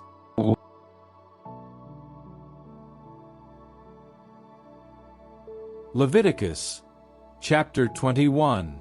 Yahweh said to Moses, "Speak to the priests descended from Aaron and say, none of them must make himself unclean by touching the corpse of one of his people, unless it be of one of his closest relations, father, mother, son, daughter, brother, or virgin sister, since she being unmarried is still his close relation. He can make himself unclean for her. But for a close female relation who is married, he will not make himself unclean. He would profane himself. They will not make tonsures on their heads, shave the edges of their beards, or gash their bodies. They will be consecrated to their God and will not profane the name of their God. For their function is to offer the food burnt for Yahweh, the food of their God, and so they must be holy. They will not marry a woman profaned by prostitution, or one divorced by her husband, for the priest is consecrated to his God. You will treat him as holy, for he offers the food of your God. For you, he will be a holy person, for I, Yahweh, who sanctify you, am holy. If a priest's daughter profanes herself by prostitution, she profanes her father and will be burnt alive. The priest who is preeminent over his brothers, on whose head the anointing oil has been poured, and who, robed in the sacred vestments, has received investiture, will not disorder his hair or tear his clothes. He will not go near any corpse or make himself unclean even for his father or mother. He will not leave the holy place in such a way as to profane the sanctuary of his God, for he bears the consecration of the anointing oil of his God. I am Yahweh. He will marry a woman who is still a virgin. He will not marry a woman who has been widowed or divorced or profaned by prostitution, but will marry a virgin from his own people. He must not make his own children profane, for I, Yahweh, have sanctified him. Yahweh spoke to Moses and said, Speak to Aaron and say, None of your descendants for all time may come forward to offer the food of his God if he has any infirmity, for none may come forward if he has an infirmity, be he blind or lame, disfigured or deformed, or with an injured foot or arm, a hunchback, someone with rickets or ophthalmia or the scab or running sores, or a eunuch. No descendant of the priest Aaron may come forward to offer the food burnt for Yahweh if he has any infirmity. If he has an infirmity, he will not come forward to offer the food of his God. He may eat the food of his God, things especially holy and things holy, but he will not go near the curtain or approach the altar, since he has an infirmity and must not profane my holy things. For I, Yahweh, have sanctified them. And Moses promulgated this to Aaron, to his sons, and to all the Israelites.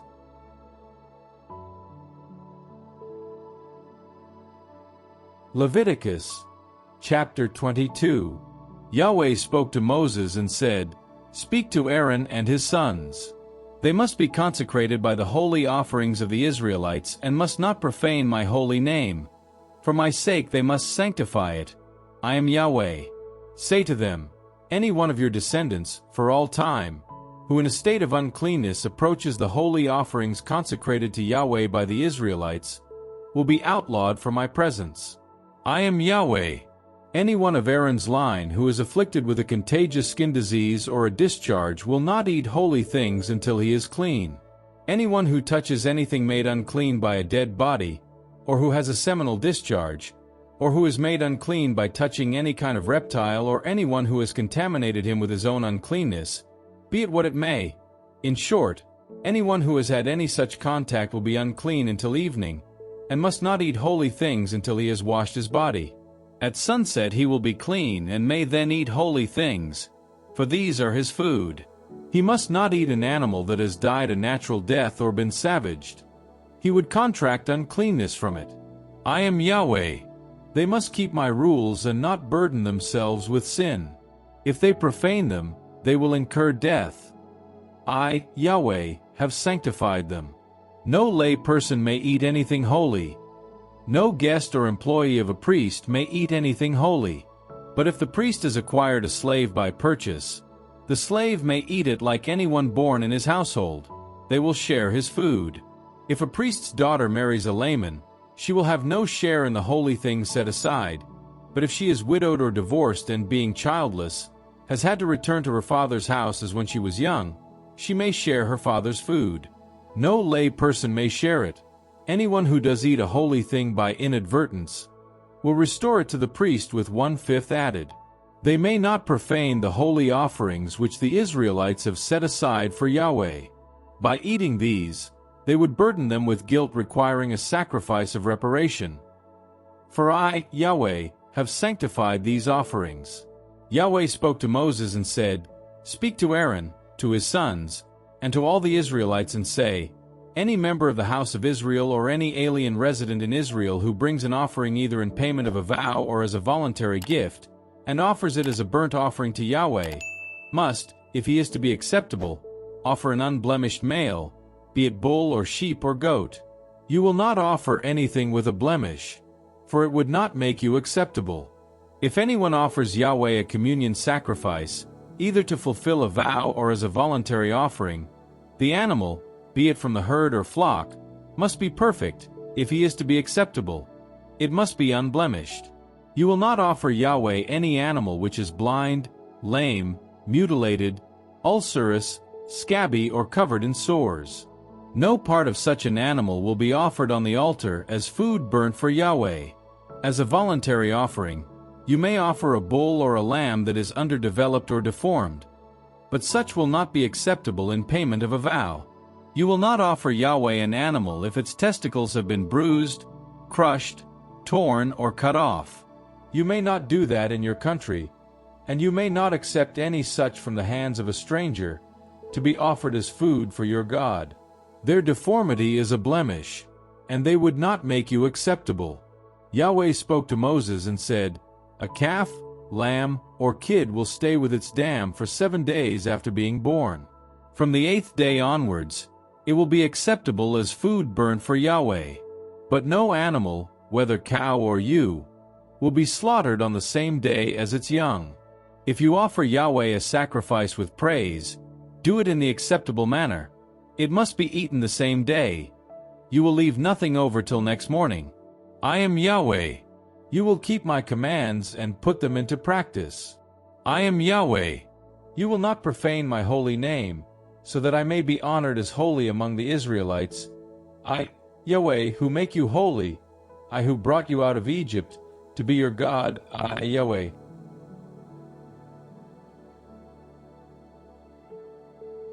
Leviticus, chapter 23. Yahweh spoke to Moses and said, "Speak to the Israelites and say, The solemn festivals of Yahweh to which you will summon them are my sacred assemblies. These are my solemn festivals. You will work for 6 days, but the 7th will be a day of complete rest, a day for the sacred assembly on which you do no work at all. Wherever you live, this is a Sabbath for Yahweh. These are Yahweh's solemn festivals, the sacred assemblies to which you will summon the Israelites on the appointed day. The 14th day of the first month, at twilight, is the Passover of Yahweh, and the 15th day of the same month is the feast of unleavened bread for Yahweh. For 7 days you will eat unleavened bread. On the first day you will hold a sacred assembly. You will do no heavy work. For 7 days you will offer food burnt for Yahweh. On the 7th day there will be a sacred assembly. You will do no heavy work." Yahweh spoke to Moses and said, "Speak to the Israelites and say, When you enter the country which I am giving you and reap the harvest there, you will bring the priest the first sheaf of your harvest, and he will present it to Yahweh with a gesture of offering, for you to be acceptable. The priest will make this offering on the day after the Sabbath, and on the same day as you make this offering, you will offer Yahweh an unblemished lamb 1 year old as a burnt offering. The cereal offering for that day will be 2/10 of wheaten flour mixed with oil, as food burnt as a smell pleasing to Yahweh. The libation will be 1/4 of a hin of wine. You will eat no bread, roasted ears of wheat or fresh produce before this day, before making the offering to your God. This is a perpetual law for all your descendants, wherever you live. From the day after the Sabbath, the day on which you bring the sheaf of offering, you will count 7 full weeks. You will count 50 days, to the day after the 7th Sabbath, and then you will offer Yahweh a new cereal offering. You will bring bread from your homes to present with a gesture of offering, 2 loaves, made of 2/10 of wheaten flour baked with leaven. These are firstfruits for Yahweh. In addition to the bread, you will offer 7 unblemished lambs a year old, a young bull and 2 rams, as a burnt offering to Yahweh with a cereal offering and a libation, as food burnt as a smell pleasing to Yahweh. You will also offer a goat as a sacrifice for sin, and 2 lambs a year old as communion sacrifice. The priest will present them before Yahweh with a gesture of offering, in addition to the bread of the firstfruits. These and the 2 lambs are holy things for Yahweh, and will revert to the priest. On the same day, you will hold an assembly. For you this will be a sacred assembly. You will do no heavy work. This is a perpetual law for your descendants, wherever you live. When you reap the harvest in your country, you will not reap to the very edges of your field, nor will you gather the gleanings of the harvest. You will leave them for the poor and the stranger. I am Yahweh your God. Yahweh spoke to Moses and said, "Speak to the Israelites and say, The first day of the 7th month will be a day of rest for you, of remembrance and acclamation, a sacred assembly. You will do no heavy work, and you will offer food burnt for Yahweh." Yahweh spoke to Moses and said, But the 10th day of this 7th month will be the day of expiation. You will hold a sacred assembly. You will fast and offer food burnt for Yahweh. You will do no work that day, for it is the day of expiation, on which the rite of expiation will be performed for you before Yahweh your God. Anyone who fails to fast that day will be outlawed from his people. Anyone who works that day I shall eliminate from his people. No work will be done. This is a perpetual law for your descendants wherever you live. It must be a day of complete rest for you. You will fast. On the evening of the 9th day of the month, from this evening till the following evening, you will rest completely. Yahweh spoke to Moses and said, "Speak to the Israelites and say, on the 15th day of the 7th month there will be the Feast of Shelters for Yahweh, lasting for 7 days. The first day will be a day of sacred assembly. You will do no heavy work. For 7 days you will offer food burnt for Yahweh. On the 8th day you will hold a sacred assembly, and you will offer food burnt for Yahweh. It is a day of solemn meeting. You will do no heavy work. These are Yahweh's solemn festivals to which you will summon the Israelites, the sacred assemblies for the purpose of offering food burnt for Yahweh, consisting of burnt offerings, cereal offerings, sacrifices and libations, each on its appropriate day, besides Yahweh's Sabbaths, and your presents and all your votive and voluntary gifts that you make to Yahweh. But on the 15th day of the 7th month, when you have gathered in the produce of the land, you will celebrate the feast of Yahweh for 7 days. The 1st and 8th days will be days of rest. On the 1st day you will take choice fruit, palm branches, boughs of leafy trees and flowering shrubs from the river bank, and for 7 days enjoy yourselves before Yahweh your God. You will celebrate a feast for Yahweh in this way for 7 days every year. This is a perpetual law for your descendants. You will keep this feast in the 7th month. For 7 days you will live in shelters. All the citizens of Israel will live in shelters, so that your descendants may know that I made the Israelites live in shelters when I brought them out of Egypt. I, Yahweh your God." Moses then promulgated Yahweh's solemn festivals to the Israelites.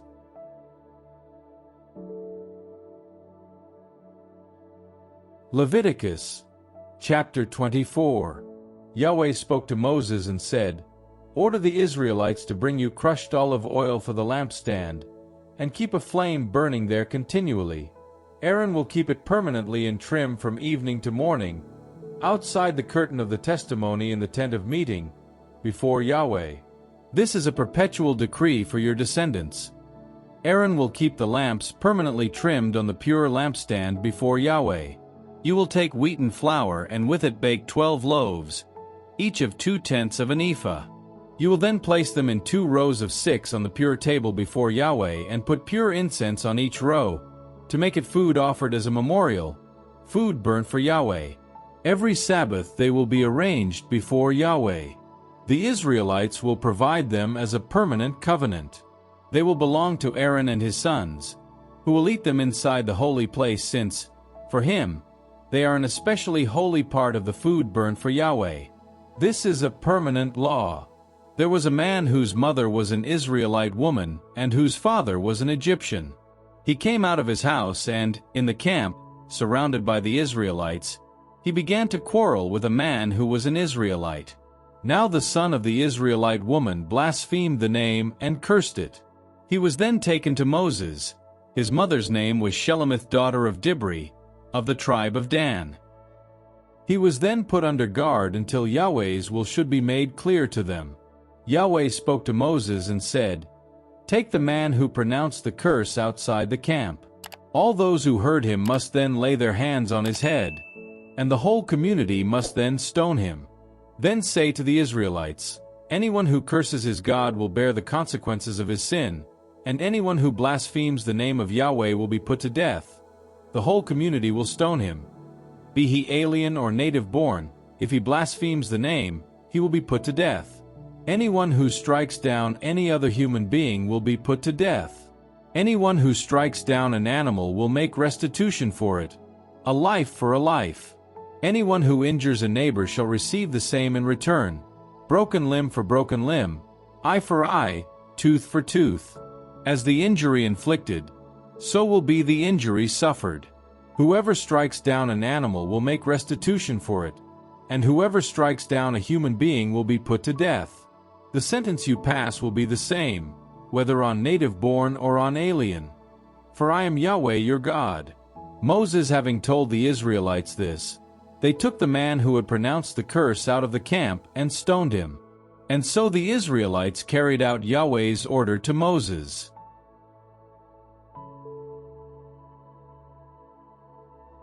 Leviticus, chapter 25.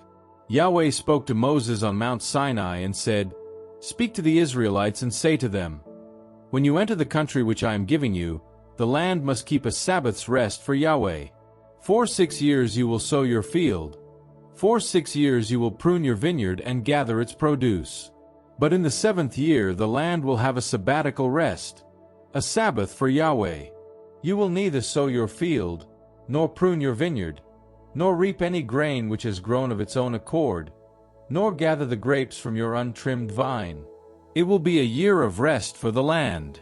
But what the land produces in its Sabbath will serve to feed you, your slave, male or female, your employee and your guest residing with you. For your cattle too, and the wild animals of your country, whatever it produces will serve as food.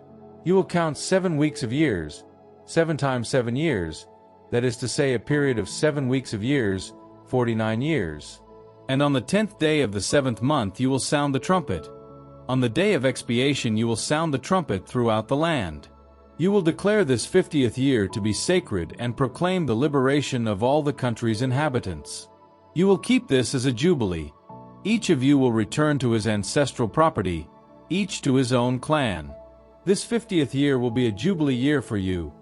In it you will not sow, you will not harvest the grain that has come up on its own, or in it gather grapes from your untrimmed vine. The jubilee will be a holy thing for you.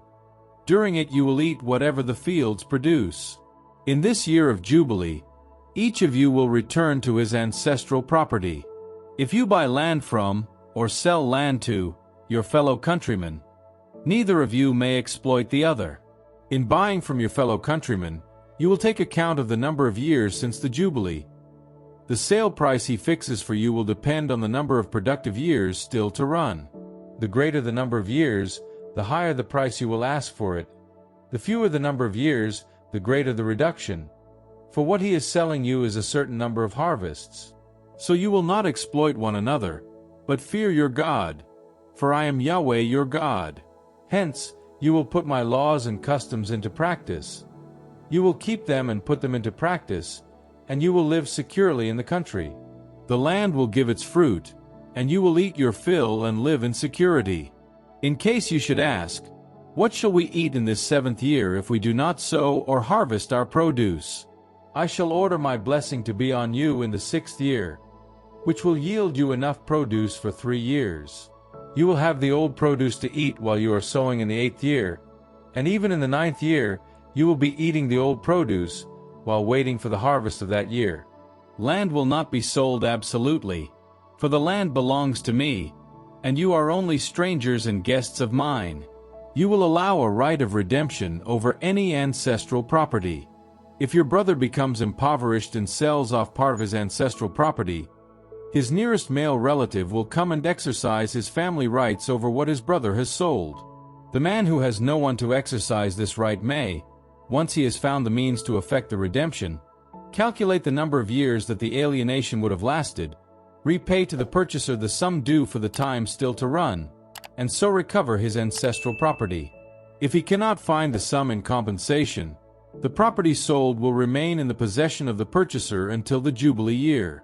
In the Jubilee year, the latter will vacate it and return to his own ancestral property. If anyone sells a dwelling house inside a walled town, he will have the right of redemption until the expiry of the year following the sale. His right of redemption is limited to the year, and if the redemption has not been effected by the end of the year, the house in the walled town will become the property of the purchaser and his descendants in perpetuity. He need not vacate it at the Jubilee. But houses in villages not enclosed by walls will be considered as situated in the open country. They carry the right of redemption, and the purchaser will vacate them at the Jubilee. As regards the towns of the Levites, town houses forming part of their ancestral property will carry a perpetual right of redemption in their favor. If a Levite is the one to be affected by the right of redemption, at the Jubilee he will vacate the purchased property and return to his own home, to the town in which he has a title to property.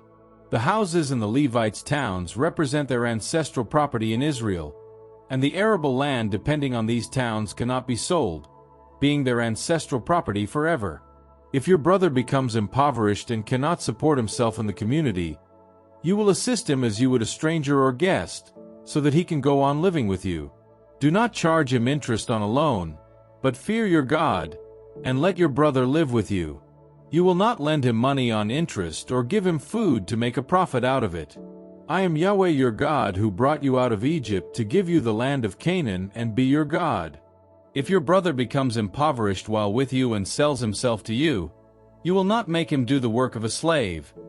You will treat him like an employee or guest, and he will work for you until the Jubilee year. He will then leave you, both he and his children, and return to his clan and regain possession of his ancestral property. For they are my servants whom I have brought out of Egypt, and they may not be bought and sold as slaves. You will not oppress your brother Israelites harshly, but will fear your God. The male and female slaves you have will come from the nations round you. From these you may purchase male and female slaves.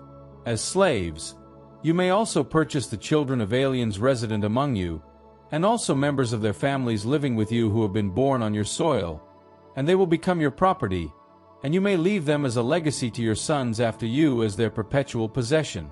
These you may have for slaves, but you will not oppress your brother Israelites. If a stranger or guest living with you gets rich and your brother, in the course of dealings with him, becomes impoverished and sells himself to the stranger or guest, or to the descendant of a stranger's family, he will enjoy the right of redemption after being sold, and one of his brothers may redeem him. His paternal uncle, his uncle's son, or a member of his own family may redeem him. If he has the means, he may redeem himself. By agreement with his purchaser, he will count the number of years between the year of sale and the Jubilee year. His sale price will be proportionate to the number of years, his time being valued as that of an employee. If there are still many years to run, in proportion to their number he will refund part of his sale price as payment for his redemption. And if there are only a few years still to run before the Jubilee year, he will calculate with him what should be refunded for his redemption, in proportion to their number, as though he were hired by the year. You will see to it that he is not harshly oppressed. If he has not been redeemed in any of these ways, he will go free in the Jubilee year, both he and his children. For the Israelites are my servants. They are my servants whom I brought out of Egypt. I am Yahweh your God.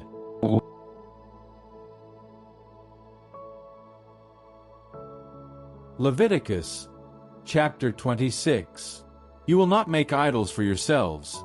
You will not erect statues or cultic stones, or erect carved stones in your country, for you to worship. For I, Yahweh, am your God. You will keep my Sabbaths and revere my sanctuary. I am Yahweh. If you live according to my laws, if you keep my commandments and put them into practice, I shall give you the rain you need at the right time.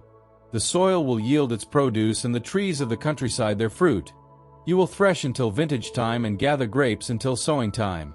You will eat your fill of bread and live secure in your land. I shall give peace in the land, and you will go to sleep with no one to frighten you. I shall rid the land of beasts of prey. The sword will not pass through your land. You will pursue your enemies and they will fall before your sword.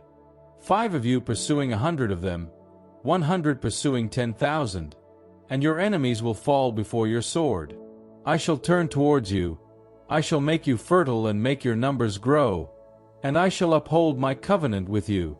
Having eaten all you need of last year's harvest, you will throw out the old to make room for the new.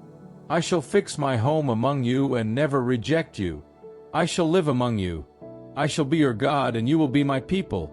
I, Yahweh your God, who brought you out of Egypt so that you should be their slaves no longer, and who broke the bonds of your yoke and made you walk with head held high. But if you will not listen to me and do not put all these commandments into practice, If you reject my laws and detest my customs, and you break my covenant by not putting all my commandments into practice, this is how I shall treat you. I shall subject you to terror, consumption, and fever, making you dim of sight and short of breath. You will sow your seed in vain, for your enemies will eat it. I shall turn against you, and you will be defeated by your enemies. Your foes will have the mastery over you, and you will flee when no one is pursuing you. And if, in spite of this, you will not listen to me, I shall punish you 7 times over for your sins. I shall break your proud strength. I shall make the sky like iron for you, and your soil like bronze. You will wear out your strength in vain. Your land will not yield its produce, nor the trees of the country their fruit. And if you go against me and will not listen to me, I shall heap 7 times more plagues on you for your sins. I shall send wild animals to attack you and rob you of your children, destroy your cattle and reduce your numbers until your roads are deserted. And if that does not reform you, and you still go against me, then I shall go against you and punish you another 7 times over for your sins. I shall bring the sword on you, which will avenge the covenant, and when you huddle inside your towns, I shall send pestilence among you, and you will fall into the enemy's clutches. When I take away the bread which supports you, 10 women will be able to bake your bread in one oven and will then dole your bread out by weight. You will eat but not be satisfied. And if, in spite of this, you will not listen to me but go against me, I shall go against you in fury and punish you 7 times over for your sins. You will eat the flesh of your own sons. You will eat the flesh of your own daughters. I shall destroy your high places and smash your incense altars. I shall pile your corpses on the corpses of your foul idols and shall reject you. I shall reduce your cities to ruins. I shall lay waste your sanctuary and refuse to inhale from you smells intended to please. I shall make such a desolation of the country that your enemies who come to live there will be appalled by it. And I shall scatter you among the nations. I shall unsheathe the sword against you, reducing your country to desert and your towns to ruins. Then the country will indeed observe its Sabbaths, all the while it lies deserted, while you are in the country of your enemies. Then indeed the country will rest and observe its Sabbaths. And as it lies deserted it will rest, as it never did on your Sabbaths when you were living there. I shall strike such fear into the hearts of those of you who survive in the countries of their enemies that the sound of a falling leaf will set them fleeing. They will flee as though fleeing from the sword, and fall when no one is pursuing. They will stumble over one another as though fleeing before the sword, when no one is pursuing. You will be powerless to stand up to your enemies. You will perish among the nations, and the land of your enemies will swallow you up. Those of you who survive will pine away in their guilt in the countries of their enemies, and, bearing the guilt of their ancestors too, will pine away like them. Then they shall admit their guilt and that of their ancestors and their infidelities against me, and further, their setting themselves against me. I in my turn will go against them and bring them into the land of their enemies. Then their uncircumcised hearts will grow humble, and then they will accept the punishment for their guilt. I shall remember my covenant with Jacob. I shall remember my covenant with Isaac and my covenant with Abraham. And I shall remember the country too. Abandoned, the country will keep its Sabbaths, as it lies deserted in their absence, and they will have to accept the punishment for their guilt, since they detested my customs and rejected my laws. Yet, in spite of all this, when they are in the land of their enemies, I shall not so utterly reject or detest them as to destroy them completely and break my covenant with them. For I am Yahweh their God. For their sake I shall remember the covenant I made with those first generations that I brought out of Egypt while other nations watched, so that I should be their God, I, Yahweh. Such were the decrees, customs, and laws which Yahweh established between himself and the Israelites on Mount Sinai through Moses.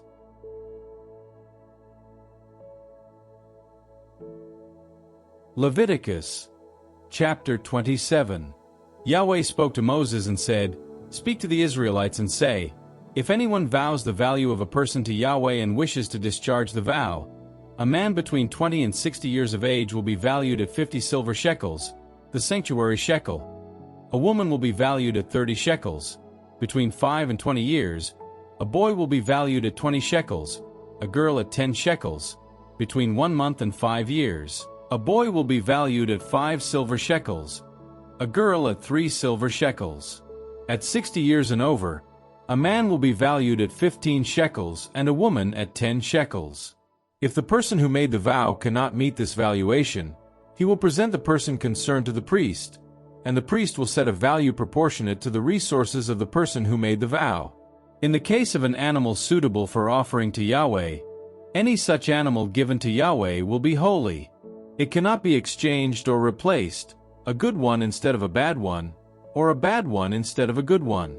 If one animal is substituted for another, both of them will become holy. In the case of an unclean animal unsuitable for offering to Yahweh, whatever it may be, it will be presented to the priest and he will set a value on it, in relation to its worth. His valuation will be decisive. But if the person wishes to redeem it, he will add 1/5 to the valuation. If a man consecrates his house to Yahweh, the priest will set a value on it, in relation to its worth. His valuation will be decisive. If the man who has vowed his house wishes to redeem it, he will add 1/5 to the valuation, and it will revert to him. If a man consecrates one of the fields of his ancestral property to Yahweh, its value will be calculated in terms of its yield, at the rate of 50 silver shekels to 1 homer of barley. If he consecrates the field during the Jubilee year, he will abide by this valuation. But if he consecrates it after the Jubilee, the priest will calculate the price in terms of the number of years still to run until the next Jubilee, and the valuation will be reduced accordingly. If he wishes to redeem the field, he will add 1/5 to the valuation, and the field will revert to him. If he does not redeem it but sells it to someone else, the right of redemption ceases. When the purchaser has to vacate it at the Jubilee year, it becomes consecrated to Yahweh, like a field vowed unconditionally. Ownership of it passes to the priest. If he consecrates to Yahweh a field which he has bought, but which is not part of his ancestral property, the priest will calculate the valuation in terms of the number of years still to run before the Jubilee year, and the man will pay this sum the same day since it is consecrated to Yahweh. In the Jubilee year the field will revert to the vendor, the man to whose ancestral property the land belongs. All your valuations will be made in sanctuary shekels, at the rate of 20 gerah to the shekel. The firstborn of livestock is born to Yahweh. No one may consecrate it, whether it be cattle or sheep, for it belongs to Yahweh anyway. But if it is an unclean animal, it may be redeemed at the valuation price with 1/5 added. If the animal is not redeemed, it will be sold at the valuation price. Nothing, however, that someone vows unconditionally to Yahweh may be redeemed. Nothing he possesses, be it a human being or animal or field of his ancestral property. What is vowed unconditionally is especially holy and belongs to Yahweh. A human being vowed unconditionally cannot be redeemed but will be put to death. All tithes on land, levied on the produce of the soil or on the fruit of trees, belong to Yahweh. They are consecrated to Yahweh. If anyone wishes to redeem part of his tithe, he will add 1/5 to its value. In all tithes on herds or flocks, the 10th animal of all that pass under the herdsman's staff will be consecrated to Yahweh. There will be no examining whether it is good or bad, and no substitution. If substitution takes place, the animal and its substitute will both become holy without possibility of redemption. Such were the orders which Yahweh gave Moses on Mount Sinai for the Israelites.